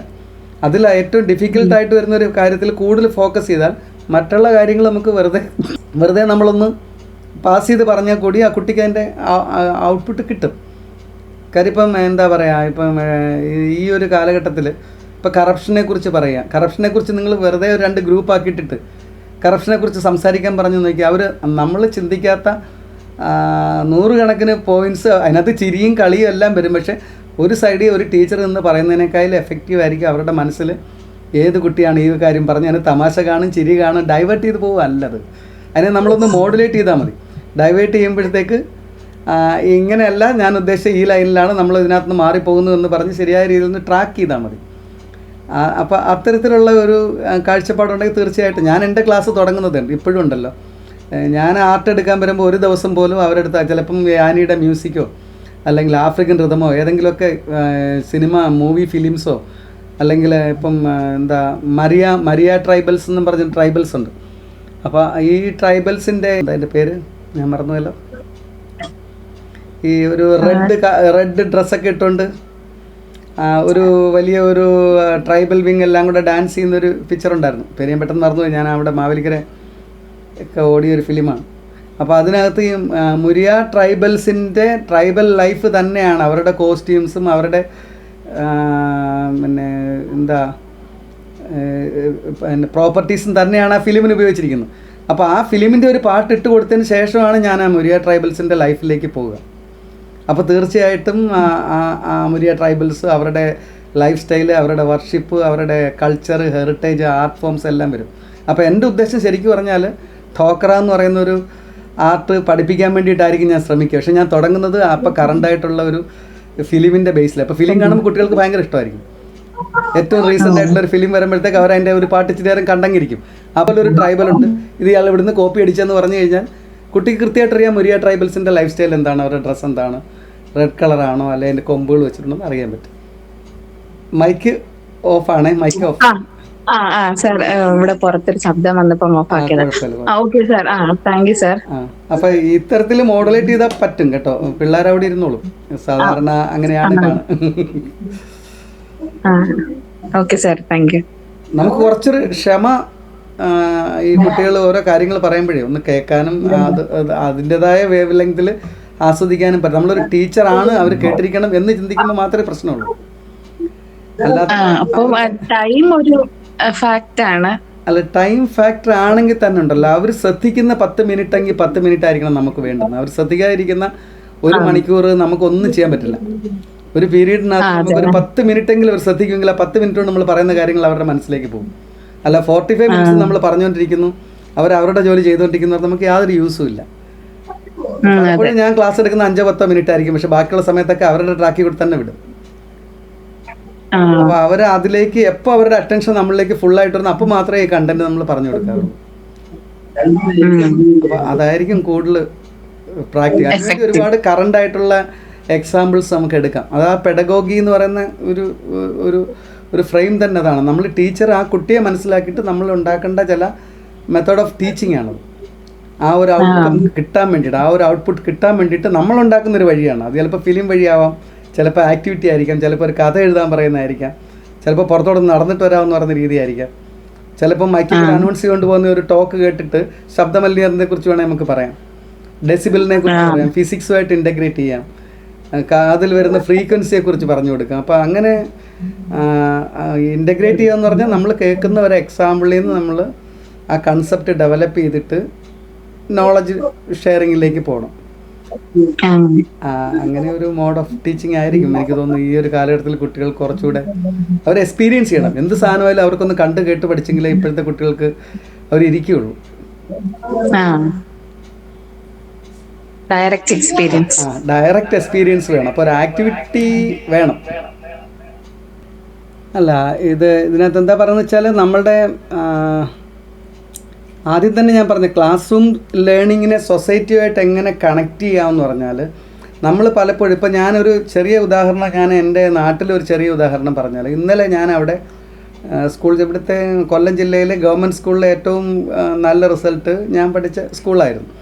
അപ്പോൾ ഈ നാട്ടിലുള്ള സാംസ്കാരിക രാഷ്ട്രീയ രംഗത്തുള്ള എല്ലാവരെയും വിളിച്ചിരുന്നു. ഫോർമൽ ഫങ്ഷനിൽ അവരെല്ലാവരും ഒരു വരാന്തയിൽ വരിവരിയായിട്ട് ഇങ്ങനെ ഇരിക്കുകയാണ്.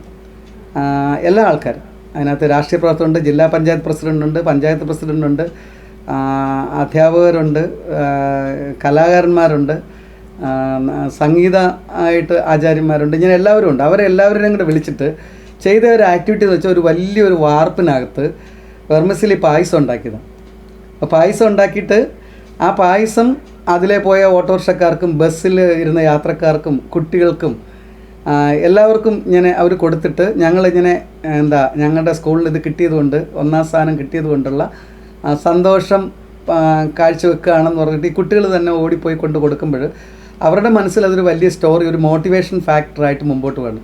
അതോടൊപ്പം തന്നെ ഒരു ഡിസിപ്ലിനും നമ്മൾ ജനറേറ്റ് ചെയ്യാണ്. ഒരുപാട് സ്റ്റേജിൽ ഒരാളിനെ കൊണ്ടിരുത്തിയിട്ട് ഇതൊരു മരത്തണലിൽ ഇവരെല്ലാവരും കൂടെ കൂടി നിന്ന് പായസമൊക്കെ ഉണ്ടാക്കി അതെല്ലാം കൊച്ചു ഗ്ലാസ്സിനകത്തെടുത്ത് ഓരോരുത്തർക്കും കൊണ്ടു കൊടുക്കുന്നു. അതിനകത്തോടെ അവർ സന്തോഷിക്കുന്നു, അല്ലെങ്കിൽ അവർക്കൊരു അപ്രീസിയേഷൻ കൊടുക്കുന്നു, കുട്ടികളുടെ കുറച്ച് ഫീഡ്ബാക്ക് എടുക്കുന്നു. മീഡിയാസ് വന്നിട്ട് അത് കവർ ചെയ്തിട്ട് ഞാൻ അതിൻ്റെ ഒരു വിഷ്വൽസ് ഞാൻ അതിൻ്റെ തൊട്ട് പുറകിൽ ഷെയർ ചെയ്യാം. ആ പായസം അതിൻ്റെ ഒരു ന്യൂസ് റിപ്പോർട്ട് വന്നിരുന്നു. അപ്പോൾ ഓട്ടോറിക്ഷയിലും ബസ്സിലും ഒക്കെ കുട്ടികളും നാട്ടുകാരും ഒക്കെ ചേർന്നിട്ട് ഒരു കളക്റ്റീവ് എഫർട്ടാണ്. എഡ്യൂക്കേഷൻ എന്ന് പറഞ്ഞാൽ പണ്ടത്തെ പോലെയുള്ള ഒരു ഒൺമാൻ ഷോ ആയിട്ട് ടീച്ചറും കുട്ടിയായിട്ട് സംവേദിക്കേണ്ട ഒരു കാലഘട്ടം അല്ല ഇപ്പോഴിത് പറഞ്ഞൊരു ടീം വർക്കാണ്. ആരൊക്കെയുള്ള ടീം വർക്കാണ്? അധ്യാപകരും രക്ഷകർത്താക്കളും സമൂഹവും ആ നാട്ടിലെ രാഷ്ട്രീയ സാമൂഹിക രംഗത്ത് പ്രവർത്തിക്കുന്നവർ എല്ലാവരും കൂടെ ചേർന്ന് സൊസൈറ്റിയും സ്കൂളും ഒക്കെ ചേർന്നിട്ട് ഒന്നിച്ച് നമ്മുടെ അടുത്ത ജനറേഷനെ എങ്ങനെ ലിഫ്റ്റ് ചെയ്യാമോ അതനുസരിച്ചിട്ടുള്ള ഒരു അപ്രോച്ചാണ് നമ്മൾ എഡ്യൂക്കേഷനെ ഇപ്പോൾ കാണുക. അല്ല ഒരു കുട്ടിയെ ഡിസ്കറേജ് ചെയ്യുന്നതിനൊക്കെ കൂടുതൽ മോട്ടിവേഷൻ കൊടുക്കുമ്പോഴാണ് ആ കുട്ടിക്ക് കൂടുതൽ ആത്മവിശ്വാസം ഉണ്ടാകുകയും പഠിക്കുകയും ചെയ്യാം. അപ്പോൾ ഈ തരത്തിലുള്ള കാഴ്ചപ്പാട് ആ കുട്ടിയുടെ മനസ്സിൽ ഭയങ്കര മെമ്മറബിൾ ആയിട്ടുള്ള ഒരു രൂപം ഒരു പിക്ചറായിരിക്കും ക്രിയേറ്റ് ചെയ്യുക. എല്ലാവർക്കും ഒരു മുട്ടായി കൊടുക്കുക, കുറേ കുട്ടികൾ അവരുടെ എങ്ങനെയൊക്കെ കിട്ടിയെന്നുള്ള അവരുടെ ടീച്ചേഴ്സിൻ്റെ ഫീഡ്ബാക്ക് എടുക്കുക, ടീച്ചേഴ്സിനെ അനുമോദിക്കുക. അപ്പോൾ ഇതൊക്കെ പലരും പല രീതിയിൽ കൂടെ ചെയ്യുമ്പോൾ ആ പഠിപ്പിക്കുന്ന അധ്യാപകർക്കും നാട്ടുകാർക്കും കുട്ടികൾക്കും ഉണ്ടാകുന്ന ഒരു ബോണ്ടിങ് ഉണ്ട്, മാനസികമായിട്ടുണ്ടാകുന്ന ഒരു അടുപ്പുണ്ട്. അത് അടുത്ത വർഷത്തെ റിസൾട്ടിനെ അവർ കൂടുതൽ മെച്ചപ്പെടുത്താൻ വേണ്ടി അവരുടെ ശ്രമം ഉണ്ടാവും. അതുപോലെ ആ സ്കൂളിനോട് ആ കുട്ടികൾക്കൊരു സ്നേഹവും വരും. പായസം എന്ന് പറയുന്നത് അതിനകത്തൊരു ചെറിയൊരു റീജൻ്റായിട്ട് നമ്മളെന്താ വിചാരിക്ക് എണ്ണ ഇട്ട് കൊടുക്കുന്ന പോലെ ഒരു ചെറിയൊരു ആക്ടിവിറ്റി ആയിട്ട് വരുന്നേ ഉള്ളൂ. പക്ഷെ അതുണ്ടാക്കുന്ന ഇമേജ് വളരെ വലുതാണ്.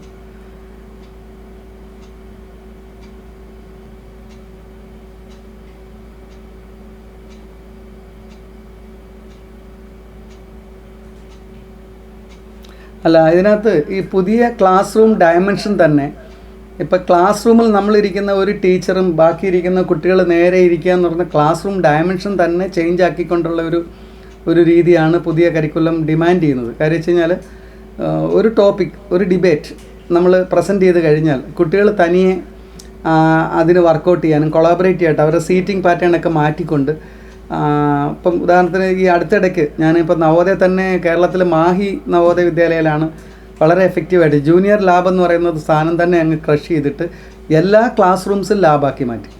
എല്ലാ ക്ലാസ് റൂംസിലും ആർട്ടിനുള്ള സൗകര്യങ്ങളുണ്ട്, എല്ലാ ക്ലാസ് റൂംസിലും ഡിജിറ്റൽ ലൈബ്രറി ഉണ്ട്, എല്ലാ ക്ലാസ് റൂംസിലും മിനിമം വേണ്ടുന്ന craft items, chart, books, scientific experiments ചെയ്യാനുള്ള ഗ്ലോബ്, ഇങ്ങനെയുള്ള എല്ലാ കാര്യങ്ങളും ഓരോ ക്ലാസ് റൂമിലും അതാത് ക്ലാസ്സിൽ വേണ്ടുന്ന കാര്യങ്ങളൊക്കെ സെറ്റ് ചെയ്തിരിക്കുകയാണ്. അതിനൊരു റീസൺ എന്ന് പറഞ്ഞാൽ ആ സ്കൂളിൻ്റെ ഹെഡ് ഓഫ് ദി ഇൻസ്റ്റിറ്റ്യൂഷനാണ്. എൻ്റെ കൂടെ തന്നെ തിരുവനന്തപുരത്തുണ്ടായിരുന്ന മിസ്റ്റർ രത്നാകരൻ എന്ന് പറയുന്ന ഒരു പ്രിൻസിപ്പൽ, അദ്ദേഹം നാഷണൽ പ്രസിഡൻറ്റ് അവാർഡിയാണ്. അതുകൂടാതെ തന്നെ ഫുൾ ബ്രൈറ്റി എന്ന് പറയുന്ന ഒരു സ്കോളർഷിപ്പിൽ ഇൻ്റർനാഷണൽ ലെവലിൽ US പോയിട്ട് അവിടുത്തെ കുട്ടികൾ പഠിക്കുന്ന ഒരു ലേണിംഗ് എൻവയോൺമെൻറ്റും ഒക്കെ സ്വാധീനിച്ചതിൻ്റെ ഫലമായിട്ടാണ് ഇവിടെ വന്നിട്ട് അത്തരത്തിലുള്ള ഒരു ധൈര്യം കാണിച്ചിട്ട് ആ സ്കൂൾ അങ്ങനെ മാറ്റിയെടുത്ത്. ഇപ്പോൾ ജൂനിയർ ലാബ് എന്ന് പറഞ്ഞാൽ നമ്മുടെയൊക്കെ സ്കൂളിൽ കാണും, ഏതെങ്കിലുമൊക്കെ മുറിയിൽ കൊണ്ടുപോയിട്ട് കുറേ എക്സ്പീരിയൻസ് അല്ലെ എക്സ്പെരിമെൻറ്റ് കാണിക്കാൻ വെക്കുന്ന ടെസ്റ്റ് ബുക്കുകളും ഫ്ലാസ്കും ഒക്കെ വാങ്ങി പൂട്ടി വെച്ചിട്ടായിരിക്കും പലപ്പോഴും നമ്മൾ ഇതിൻ്റെ സ്റ്റോക്ക് രജിസ്റ്റർ മാത്രം മെയിൻറ്റെയിൻ ചെയ്യുന്ന രീതിയിലുള്ള അധ്യാപകർ ഉള്ള ഒരു സമൂഹത്തിലും കൂടെ. കുറേ പേര് അങ്ങനെ അല്ല എങ്കിലും വളരെ അധികം മെജോറിറ്റി ഒരു പക്ഷേ ആ ലാബുകളൊന്നും അധികം യൂസ് ചെയ്യാറില്ല. കാരണം അതൊക്കെ ഏതെങ്കിലും ഒരു ഇൻസ്പെക്ഷനോ മറ്റുള്ള കാര്യങ്ങളൊക്കെ വരുമ്പോൾ മാത്രമേ അങ്ങനെ ഉണ്ടാക്കാറുള്ളൂ. ഇപ്പോൾ എൻ്റെ ഒരു എക്സ്പീരിയൻസ് പറയുകയാണെങ്കിൽ എൻ്റെ അച്ഛനെ ഇവിടെ സയൻസ് അധ്യാപകനായിട്ട് ജോലി ചെയ്തിരുന്ന സമയത്ത് ഏറ്റവും കൂടുതൽ ടൈം സ്പെൻഡ് ചെയ്തിരിക്കുന്ന ലാബറട്ടറീസിലാണ്. ഞാൻ അച്ഛൻ്റെ കൂടെയൊക്കെ രാത്രി പോയിരുന്ന 12 മണി 1 മണിക്കൊക്കെയാണ് തിരിച്ചു വരിക. ഏകദേശം 40-48 സ്റ്റാളിൽ വർക്കിംഗ് മോഡൽസ് ഉണ്ടാക്കിയിട്ട് സയൻസ് എക്സിബിഷൻ നടത്തി. ഏകദേശം 30 വർഷത്തോളം ട്രോഫി പോലും കൊണ്ടുപോകാതെ സ്കൂളിൽ തന്നെ വെച്ചിട്ട് സയൻസ് എക്സിബിഷൻ ഇങ്ങനെ ഓവറോൾ കിട്ടിക്കൊണ്ടിരുന്നതാണ്. അപ്പോൾ അതൊരു ഡെഡിക്കേഷൻ്റെ ഭാഗമായിട്ട് അച്ഛനും ഇങ്ങനെ ഇത്തരത്തിൽ ഒരു കെമിസ്ട്രി അധ്യാപകനാണെങ്കിലും സംഗീതവും അല്ലെ പാട്ട് കേൾക്കുക അല്ലെ ഫാമിലി ലൈഫിലൊക്കെ വളരെ ഇൻട്രാക്ട് ചെയ്തിട്ട് ഞങ്ങൾക്കൊക്കെ വളരെ ഫ്രീഡം തന്നിട്ട് പഠിപ്പിച്ചു. ഒരു ദിവസം എൻ്റെ അടുത്ത് സാധാരണ പറയാറുള്ളത് ലൈബ്രറിയിലൊക്കെ പോയി 9 മണിക്കോ 10 മണിക്കൊക്കെ വീട്ടിൽ വന്നു കഴിഞ്ഞാലും ലേറ്റായി സിനിമയ്ക്ക് വന്നാലും ചിലപ്പോൾ ചെടിച്ചട്ടിക്കകത്തൊക്കെ താക്കോലൊക്കെ വെച്ചിട്ട് അപ്പോൾ അത്രയും ഫ്രീഡം തന്നിരുന്നു. അപ്പോൾ ഒരുപക്ഷെ ആ ഫ്രീഡം തന്നതുകൊണ്ടായിരിക്കാം എനിക്കും ഇത്തരത്തിലുള്ള ഒരു ടീച്ചിങ് പ്രൊഫഷണലിലേക്ക് വന്നു കഴിഞ്ഞപ്പോൾ ആ ഫ്രീഡം മറ്റു കുട്ടികൾക്ക് കൊടുക്കണമെന്നും അതിലൂടെ ക്രിയേറ്റിവിറ്റി നമുക്ക് എക്സ്ട്രാക്ട് ചെയ്യാൻ പറ്റുമെന്നൊക്കെ പറ്റും. അച്ഛനും സ്റ്റേറ്റ് അവാർഡ് വിന്നറായിരുന്നു, നാഷണൽ NCERT ഒരുപാട് തവണ സയൻസ് എക്സിബിഷനായിട്ട് പോയിട്ടുണ്ട്. അപ്പോൾ ഈ ഒരു പാരമ്പര്യം ഉണ്ടല്ലോ, നമ്മൾ കണ്ടും കേട്ടും പഠിക്കുന്ന അന്നത്തെ സെറ്റ് ഓഫ് ടീച്ചേഴ്സും ഒരുപക്ഷെ വീടുമായിട്ടും കുട്ടികളുമായിട്ടൊക്കെ 4 മണിയൊക്കെ കഴിഞ്ഞ് കഴിഞ്ഞാൽ അവരാരും പോവില്ല, എല്ലാവരും അവിടത്തൊക്കെ തന്നെ കാണും, കടയിലും അതുപോലെ അവിടെയൊക്കെ പോയിട്ട് ഒന്നിച്ചിട്ട് വർത്തമാനം പറഞ്ഞ് ചിലപ്പോൾ ഇവിടെ വന്ന് ഊണൊക്കെ കഴിച്ചിട്ട്. ഈ ഒരു ബോണ്ടിങ് ഒരു പക്ഷേ നമ്മുടെ ഇന്നത്തെ കാലഘട്ടത്തിൽ കുറച്ചൊക്കെ മിസ്സാവുന്നുണ്ടോ ഇല്ലയോ എന്ന് എനിക്ക് സംശയമുണ്ട്. നവോദയ വിദ്യാലയയുടെയൊക്കെ രീതികൾ റെസിഡൻഷ്യൽ ആയതുകൊണ്ട് കുറച്ചുകൂടെ വേറെ ഒരു സെറ്റപ്പാണ്. കേന്ദ്രീയ വിദ്യാലയം കുറച്ചുകൂടെ വിഭിന്നമായിട്ടുള്ള, പബ്ലിക് സ്കൂളിൽ കുറേ കൂടെ സൊസൈറ്റിയായിട്ട് മിങ്കിൾ ചെയ്ത് നിൽക്കുകയാണ്.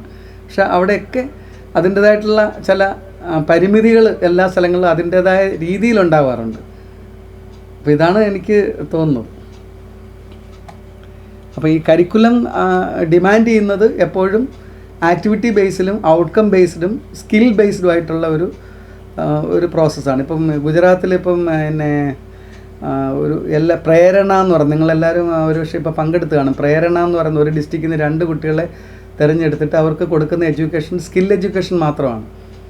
ഒരു 10-12 ദിവസം ഫുൾ ചെലവിൽ അവരെ അവിടെ കൊണ്ടുപോയിട്ട് അവർക്ക് പറഞ്ഞു കൊടുക്കുന്ന സബ്ജക്റ്റ് ഒന്നുമല്ല, കൃത്യമായിട്ടുള്ള ലൈഫ് സ്കിൽസാണ് അവർക്ക് കൊടുക്കുക, ട്രെയിനിങ് കൊടുക്കുക. അവരെങ്ങനെയൊക്കെ സമൂഹമായിട്ട് ബന്ധപ്പെടുത്തി ജീവിക്കാം, ഏതൊക്കെ സ്കിൽസ്, ഇലക്ട്രോണിക്സ്, AI ബേസ്ഡ് ഒക്കെ സ്കിൽസ് എങ്ങനെ ഉണ്ടാക്കാമെന്നുള്ള രീതിയെക്കുറിച്ചാണ് അവർക്ക് കൂടുതൽ ട്രെയിനിങ് കൊടുക്കുക.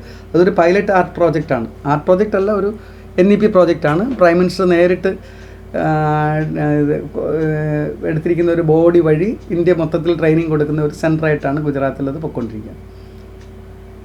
അതുപോലെ ധാരാളം മൂവ്മെൻറ്റ്സുകൾ പല സൈഡിൽ ഇതിൻ്റെ ഒരു ട്രയൽ ആൻഡ് എറർ പ്രോസസ് നടക്കുന്നത്. 2030 മാത്രമേ ഇതിൻ്റെ ഒരുപാട് മെറിറ്റും ഡീമെറിറ്റ്സും ഒക്കെ കാണുമല്ലോ പുതിയൊരു ഡ്രാഫ്റ്റ് വന്നു കഴിഞ്ഞാൽ. അതൊക്കെ ഓരോ കാര്യങ്ങൾ ചെയ്യുമ്പോഴേ നമുക്ക് മനസ്സിലാവുള്ളൂ ഇതിനൊക്കെ പ്രായോഗിക ബുദ്ധിമുട്ട് എന്താണെന്ന്. അപ്പോൾ അതനുസരിച്ച് ചെറിയ സ്ലൈറ്റ് മോഡിഫിക്കേഷൻസൊക്കെ അങ്ങോട്ടും ഇങ്ങോട്ടുമൊക്കെ വരുന്നതാണ്. അത് സ്വാഭാവികമാണല്ലോ, നമുക്കൊരു ഇത് നടത്താൻ പറ്റില്ല എന്ന് നമ്മൾ ചെന്ന് പറയുമ്പോൾ അതെങ്ങനെ നടത്താം, അല്ലെ എങ്ങനെ അതിനെ റീഡിസൈൻ ചെയ്യാം എന്നുള്ള രീതിയിൽ ഇഷ്ടംപോലെ ക്ലാസ്സും ചർച്ചകളും കരിക്കുലം ഫ്രെയിംവർക്കുകളും ട്രെയിനിങ് പ്രോഗ്രാംസും ഒക്കെ നടക്കുന്നുണ്ട്. ഞാൻ അതിനകത്ത് വളരെ ആക്റ്റീവായിട്ട് ഒരു പരിധിവരെ ബന്ധപ്പെട്ട് നിൽക്കുന്നത് കൊണ്ട് കൃത്യമായിട്ടും ഓഗ്മെൻ്റഡ് റിയാലിറ്റിയുടെയും NCERT ട്രെയിനിങ് വിങ്ങിലും ICT കരിക്കുലം വിങ്ങിലും ഒക്കെ എന്തൊക്കെ നടക്കുക എന്നുള്ളതും അതിനെക്കുറിച്ച് നമുക്ക് ഒരു വ്യക്തമായ ധാരണയുണ്ട്. അത് നിങ്ങൾ ഒരു പക്ഷേ നോക്കിയാൽ ICT ജേർണി എന്ന് പറഞ്ഞിട്ടൊരു സീരീസ് ഓഫ് NCERT ഒഫീഷ്യൽ ചാനലിൽ ഇതുണ്ട്. പല ടീച്ചേഴ്സിൻ്റെയും അവരുടെ ജേർണിയിലുണ്ടായിരിക്കുന്ന അനുഭവങ്ങളെക്കുറിച്ച് വ്യക്തമായിട്ട് പറയുന്നുണ്ട്. അവർ ഏതൊക്കെ പാത്ത് വേ കൂടെ പല പല ഏരിയയിൽ, ഞാൻ ആർട്ട് എടുത്ത പോലെ തന്നെ പല പല സബ്ജക്റ്റിൽ പല പല ഏരിയയിൽ അവർക്കുണ്ടായിരിക്കുന്ന അച്ചീവ്മെൻറ്റ്സും അവരുടെ ഡിഫിക്കൽട്ടീസും അവരുടെ റെക്കമെൻഡേഷൻസും ഒക്കെ അതിനകത്ത് വരുന്നുണ്ട്.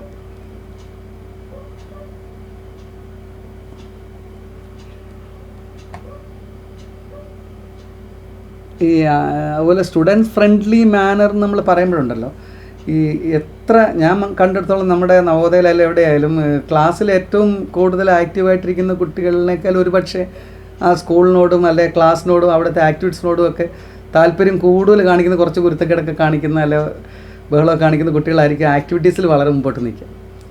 ഇപ്പോൾ പഠിച്ച് മാർക്കൊക്കെ വാങ്ങിക്കുന്ന ഒരു കുട്ടിയേക്കായാലും ചിലപ്പോൾ ആ സ്കൂളിനോടും സമൂഹത്തിനോടും ഒക്കെ കുറച്ചുകൂടെയൊക്കെ എപ്പോൾ കണ്ടാലും ചിലപ്പോൾ റോഡിലൊക്കെ ഒന്ന് ഓടി വന്ന് വർത്തമാനമൊക്കെ പറയുന്നതൊക്കെ ഒരു പക്ഷേ ഇത്തരത്തിൽപ്പെട്ട ചില കുട്ടികളായിരിക്കും. വളരെ സ്കൂളിന് വേണ്ടിയിട്ട് രാത്രിയും പോലും ഇല്ലാതെ ഓടി നടക്കുന്ന കുറച്ച് ഒരു സെറ്റ് ഓഫ് കുട്ടികളുണ്ട്.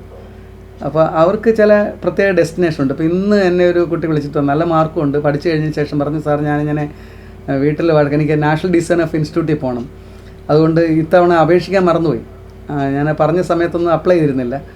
അപ്പോൾ വീട്ടുകാർക്ക് ഒരിക്കലും ആ കുട്ടിയെ ആ ഒരു രീതിയിലിട്ട് വിടാനായിട്ട് ഒരു താല്പര്യക്കുറവുണ്ട്. കാര്യം ഇതെന്താണെന്നുള്ള ഒരു പരിചയക്കുറവുണ്ടായിരിക്കാം ഒരു പക്ഷേ.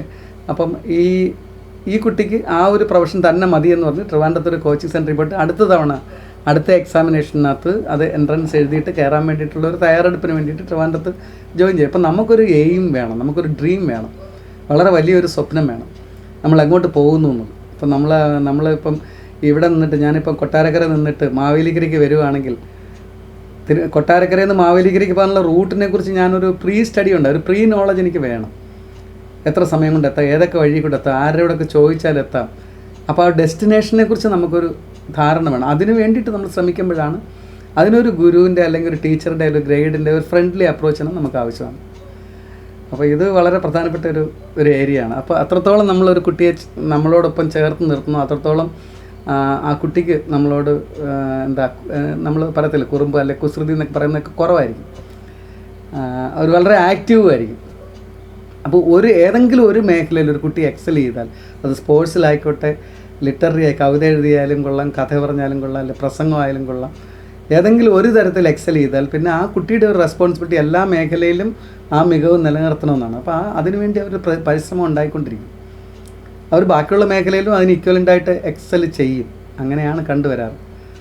ഇപ്പോൾ കഴിഞ്ഞ തവണ തന്നെ ഏറ്റവും കൂടുതൽ national topper, CBSE national topper കൊമേഴ്സിന് കിട്ടിയൊരു കുട്ടി ആലപ്പുഴ നവോദയയിലാണ് 12th.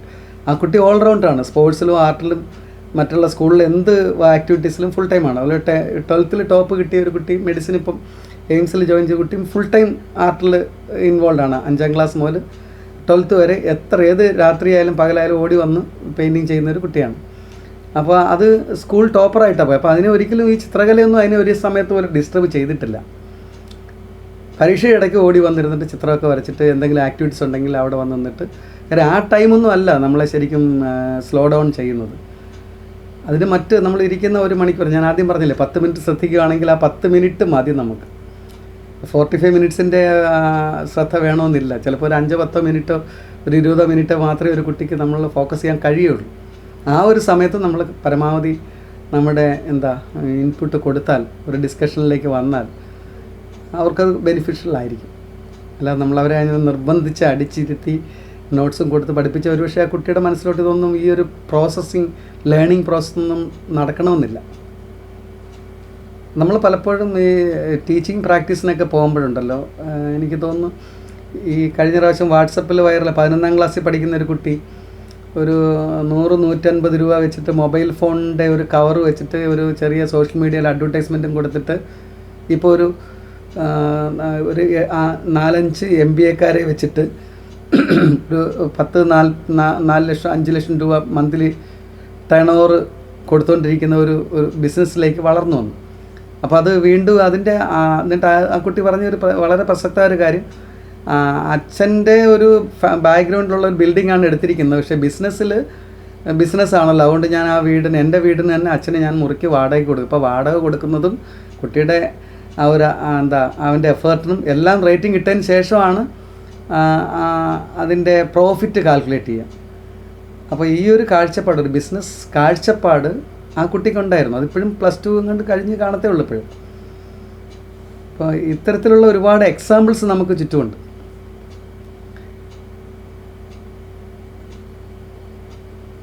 അപ്പോൾ നമുക്ക് ഏത് തരത്തിലുള്ള ഒരു സ്കില്ല് നമുക്ക് കിട്ടിക്കഴിഞ്ഞാലും നമുക്കതുപോലെ ഞാൻ പലപ്പോഴും യൂട്യൂബ് വഴിയോ അല്ലാതെയൊക്കെ കാണാറുള്ള ഒരുപാട് വീടിൻ്റെ വ്യത്യസ്തമായിട്ടുള്ള വീട്, എൻവയൺമെൻറ്റ് എക്കോ ഫ്രണ്ട്ലി ആയിട്ടുള്ള, ഈ കോൺക്രീറ്റ് അടച്ച് പൂട്ടി വെക്കുന്നതിനൊക്കെ പല ആൾക്കാരും ഒന്ന് ഓപ്പൺ ആയിട്ടുള്ള വീടും മറ്റു കാര്യങ്ങളിലൊക്കെ വയ്ക്കുന്നതിലേക്ക് തിരിച്ചിട്ടുണ്ട്.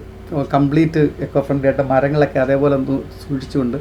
കാര്യം അത് അങ്ങനെ ഒരു ചിന്ത നമ്മളിലേക്ക് വരുത്താൻ ഇന്നത്തെ ക്ലൈമാറ്റിക് ചേഞ്ചും ഈ വ്യത്യസ്തമായിട്ടുള്ള ഒരു ക്രിയേറ്റീവ് തിങ്കിങ്ങും ഒക്കെ അതിനകത്ത് ഒരു ഘടകങ്ങളായിട്ട് വരുന്നുണ്ട്. കാഴ്ചപ്പാടിലുള്ള വ്യത്യാസം.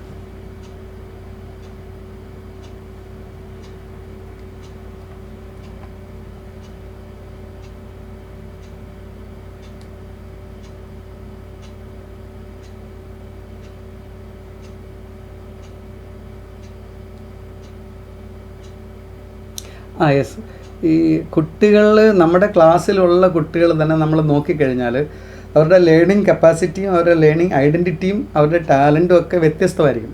അപ്പോൾ തീർച്ചയായിട്ടും ഓരോ കുട്ടിക്കും കോമൺ ആയിട്ട് നമുക്ക് ക്ലാസ് എടുത്താൽ ഓരോ കുട്ടിയുടെ റേഞ്ച് അനുസരിച്ചിട്ട്, അല്ലെ അവരതിനെ റിസീവ് ചെയ്യുന്ന കപ്പാസിറ്റിക്ക് അനുസരിച്ച് നമുക്ക് ഇൻപുട്ട് കൊടുക്കേണ്ടതായിട്ട്, അതിനെ ഗൈഡ് ചെയ്യേണ്ടതായിട്ട് വരും. ചില കുട്ടികൾക്ക് ഒരു പക്ഷേ നമ്മൾ കൊടുക്കുന്ന ജനറലായിട്ടുള്ള കാര്യങ്ങൾ അതിന് മുമ്പ് തന്നെ ബൈഹാർട്ടായിരിക്കും, അല്ലെങ്കിൽ ആ ഒരു സാധനത്തെക്കുറിച്ച് വളരെ വ്യക്തമായിട്ടുള്ള ബോധം കാണും. അപ്പോൾ നമ്മൾ തീർച്ചയായിട്ടും അതിന് ഒരു ലെവലും കൂടെ മുമ്പോട്ട് ആ കുട്ടിയെ റെഫർ ചെയ്യാനും അതിനെ ആ രീതി കണക്ട് ചെയ്യാനുമുള്ള, ഒരു പക്ഷേ നമുക്ക് അതിനെക്കുറിച്ച് അറിയത്തില്ല എന്നുണ്ടെങ്കിൽ അത് അറിയാവുന്ന ഒരാളുമായിട്ട് നമ്മൾ ലിങ്ക് ചെയ്ത് കൊടുക്കാനുള്ള ഒരു ആത്മാർത്ഥത നമ്മൾ ഓരോ ടീച്ചേഴ്സും കാണിക്കേണ്ടതാണ്. കാരണം വെച്ചാൽ ഇപ്പം എൻ്റെ അടുത്ത് പലപ്പോഴും ഞാനിങ്ങനെ കുട്ടികളതിനെക്കുറിച്ച് പറയുമ്പോൾ ഞാൻ തന്നെ എനിക്ക് ചില കാര്യങ്ങൾ അറിയത്തില്ല. എൻ്റെ സൗണ്ട് എഞ്ചിനീയറിങ്ങും മറ്റു കാര്യങ്ങളൊക്കെ പഠിച്ചിരിക്കുന്ന കുട്ടികളോട് നേരിട്ട് ചോദിക്കുക ചെയ്തു ലേറ്റസ്റ്റ്. അപ്പോൾ അവർ നമുക്ക് പെട്ടെന്ന്, അപ്പോൾ നമുക്കിങ്ങനെ പഠിക്കാൻ വേണ്ടിയിട്ടുള്ള ഒരു ഒരു മീഡിയം, അത് നമ്മൾ തന്നെ പഠിപ്പിച്ചിട്ടുള്ള കുട്ടി ആയാലും പിന്നീട് പഠിച്ചിട്ട് വരുമ്പോഴത്തേക്ക് അവർക്ക് നമ്മളെ ഗൈഡ് ചെയ്യാനുള്ള അറിവ് അവർക്കുണ്ടായിരിക്കും. അപ്പോൾ തീർച്ചയായിട്ടും നമ്മൾ ഒരു കുട്ടി, പുതുതായിട്ടൊരു കുട്ടി ഇപ്പം ഒരു സ്ഥലത്തേക്ക് പോകുമ്പോൾ ഞാൻ ചൂസ് ചെയ്യാറുള്ളത് അപ്പോൾ തന്നെ ഈ കറണ്ട് ഇയറിൽ തന്നെ പഠിച്ചിറങ്ങിയിട്ടിരിക്കുന്ന മറ്റു കുട്ടികളുണ്ട് അതേ സ്ഥലങ്ങളിൽ തന്നെ.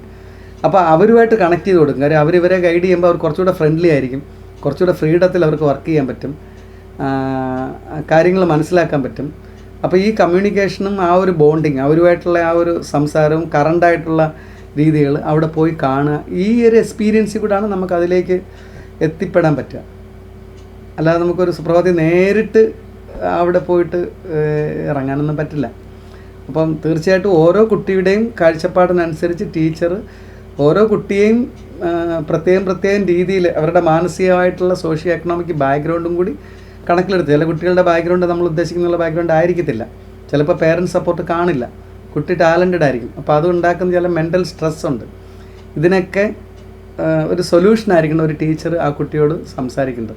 ചിലപ്പം ഇപ്പം നവോദയയിലൊക്കെ പഠിക്കുമ്പോൾ അവിടെ ചില കുട്ടികൾ വന്ന് പറയും, സാർ ഞാനൊരു കഥ എഴുതിയിട്ടുണ്ട്, സാറൊന്ന് വായിച്ചു നോക്കണമെന്ന് പറഞ്ഞിട്ട് കൊണ്ടുവരും. അപ്പോൾ ഇത് നമ്മൾ ഒന്ന് വായിച്ചിട്ട് ഇത് കൊള്ളത്തില്ല, നീ ഇത് ശരിയാവത്തില്ലെന്ന് പറഞ്ഞാൽ ചിലപ്പം ജീവിതകാലത്തിൽ ഒരിക്കലും പിന്നെ കഥ എഴുതില്ല.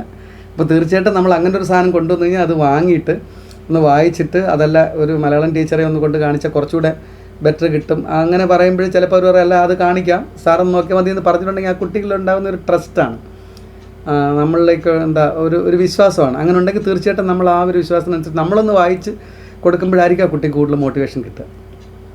അപ്പോൾ ഓരോ കുട്ടിയുടെയും ഓരോ ടീച്ചർക്കും ഓരോ റോൾ മോഡൽ, അവർക്കൊരു സ്നേഹമൊക്കെ വ്യക്തിപരമായിട്ട് തോന്നുന്നുണ്ടായിരുന്നു.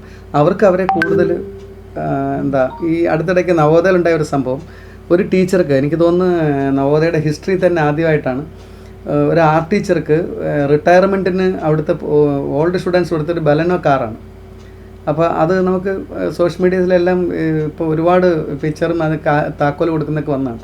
ഒരു ടീച്ചർ റിട്ടയർഡ് ആകുമ്പോൾ ഒരു പക്ഷേ ഡെപ്യൂട്ടി ഡയറക്ടർക്കോ പ്രിൻസിപ്പൾക്കോ മറ്റ് സബ്ജക്ട് ടീച്ചേഴ്സിനോ ഒന്നും കൊടുക്കാത്ത പോലെ ആ സ്കൂളിൽ ഒരു ചിത്രകലാ അധ്യാപകന് ഒരു കാറ് സമ്മാനമായിട്ട് കൊടുക്കണമെങ്കിൽ ഒരു പക്ഷേ ആ ഒരു ബാച്ചിൽ എത്രത്തോളം ജെയിംസ് എന്ന് പറഞ്ഞൊരു ടീച്ചറാണ്, കൊണ്ടൂരുള്ള ഒരു ടീച്ചർക്കാണ് ഈ പറയുന്ന ഒരു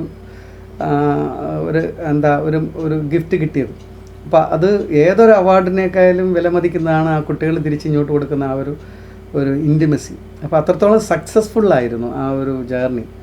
അപ്പോൾ നമ്മൾ കണ്ട് പഠിക്കേണ്ടതും തിരിച്ചറിയേണ്ടതായിട്ടുള്ള ചില കാര്യങ്ങൾ ഈ കുട്ടികളുടെ കയ്യിൽ നിന്ന് തിരിച്ച് നമുക്ക് കിട്ടുന്ന ഒരു അപ്രീസിയേഷനുണ്ട്, ഒരു ഫീഡ്ബാക്കുണ്ട്. നമ്മൾ എത്രത്തോളം നമ്മളവരെ കെയർ ചെയ്യുന്നു അതിനനുസരിച്ചിട്ടുള്ളൊരു റിട്ടേൺ പല രൂപത്തിൽ നമുക്ക് ഫീൽ ചെയ്യത്തക്ക രീതിയിൽ ഒരു പക്ഷേ വരുമായിരിക്കും. തിരിച്ചെന്തെങ്കിലും ഗിഫ്റ്റ് തരണമെന്നല്ല ഞാൻ ഉദ്ദേശിച്ചത്, അവരുടെ വളർച്ചയുടെ ഒരു രീതിയിൽ അവരുമായിട്ടുണ്ടാകുന്ന ഒരു ഇൻറ്റിമസി, ആ ഒരു ബോണ്ടിങ്, അതാണ് ഒരു ഫ്രണ്ട്ലി ടീച്ചർ എന്ന് പറയുന്ന ഒരു ടൈം കൊണ്ട് നമ്മൾ ഉദ്ദേശിക്കുക. ചിലപ്പോൾ അവരുടെ പേരൻസുമായിട്ട് സംസാരിക്കുന്ന കാര്യങ്ങളായിരിക്കാം, ചിലപ്പം നമ്മളുമായിട്ട് വർത്തമാനം പറഞ്ഞുകൊണ്ടിരിക്കുമ്പം വളരെ പേഴ്സണലായിട്ട് അവർ പറയുന്ന ചില മൊമെൻറ്റ്സ് ആയിരിക്കാം. നമ്മളുമായിട്ട് പല കാര്യങ്ങൾ ഷെയർ ചെയ്യുമ്പോഴാണ് ആ കുട്ടിയുടെ ക്യാരക്ടറിലുണ്ടാകുന്ന ഒരു മോൾഡിങ് ഉണ്ടാകുക. അവരുടെ ഒരു ആർട്ടിസ്റ്റിക് സ്കില്ലോ അല്ലെങ്കിൽ ലിറ്റററി സ്കില്ലോ അല്ലെങ്കിൽ സയൻറ്റിഫിക് ആയിട്ടുള്ള ഒരു അപ്രോച്ചോ ഒക്കെ മോട്ടിവേറ്റ് ചെയ്യുന്ന ഒരു പക്ഷേ ഒരു മാത്തമാറ്റിക്സ് ടീച്ചറോ അല്ലെങ്കിൽ ഒരു ഫിസിക്കൽ എഡ്യൂക്കേഷൻ ടീച്ചറോ അല്ലെങ്കിൽ അതുമായിട്ട് ബന്ധപ്പെട്ടിരിക്കുന്ന ഏതെങ്കിലും ഒരു വ്യക്തിയിൽ നിന്നായിരിക്കും ആ കുട്ടിക്ക് ഏറ്റവും കൂടുതൽ മോട്ടിവേഷൻ കിട്ടുക. അപ്പോൾ സയൻറ്റിഫിക് ആയിട്ടുള്ള ഒരു ആക്ടിവിറ്റി ചെയ്യുമ്പോഴും അതൊരു സയൻസ് ടീച്ചറിൽ നിന്നാവണമെന്നൊന്നുമില്ല, ചിലപ്പോൾ അതൊരു ലാംഗ്വേജ് ടീച്ചറായിരിക്കും ചിലപ്പോൾ ആ കുട്ടിയെ കൂടുതൽ മോട്ടിവേറ്റ് ചെയ്യുക. നീ ഇങ്ങനെ ചെയ്താൽ നിനക്ക് നല്ലതാവുമെന്ന് പറഞ്ഞു കഴിയുമ്പോഴത്തേക്ക് ആ ഒരു മോട്ടിവേഷനിലായിരിക്കും ആ കുട്ടി കൂടുതൽ ആ ഫീൽഡിലേക്ക് പോവുക. അപ്പോൾ തീർച്ചയായിട്ടും നമ്മൾ ഓരോ കുട്ടിയെയും ഒരു വലിയ വോളിയമായിട്ട് കണ്ടുകൊണ്ട് തന്നെ അവരെ ട്രീറ്റ് ചെയ്യേണ്ട ഒരു കാലഘട്ടത്തിൽ കൂടെയാണ് നമ്മൾ പൊയ്ക്കൊണ്ടിരിക്കുന്നത്. അവർക്ക് ഒരുപാട് പ്രീ നോളജ് ഉണ്ട്, ജനറ്റിക്കലായിട്ട് അവരുടെ ചില ടാലൻസ് ഉണ്ട്, അത് കൂടുതലായിട്ട് നമുക്ക് ചില ഹെറിറ്റേജ് അവരുടെ പാരമ്പര്യത്തിൽ നിന്ന് വരുന്ന കാര്യങ്ങളുണ്ട്, ഗ്രാമത്തിൽ നിന്ന് വരുന്നുണ്ട്, പേരൻസിൻ്റെ സപ്പോർട്ടിൽ നിന്ന് വരുന്ന മോട്ടിവേഷനുണ്ട്, ഫ്രണ്ട് സർക്കിളിൽ നിന്ന് വരുന്നുണ്ട്, കൂടാതെ അവരുടെ ഹാർഡ് വർക്ക് ചെയ്യുന്നു, അവരുടെ റെഫറൻസ് ചെയ്യുന്നു, അവരിടപെടുന്ന ഫ്രണ്ട്ഷിപ്പ് ചെയ്യുന്നു, അവരുണ്ടാക്കിയെടുക്കുന്ന റിലേഷൻസ്, ഇതെല്ലാം കൂടെ ചേരുമ്പോഴാണ് ഒരു കുട്ടിയിൽ ഒരു ഐഡൻറ്റിറ്റി ഡെവലപ്പ് ചെയ്യുന്നത്. സമയം കുറേയോ?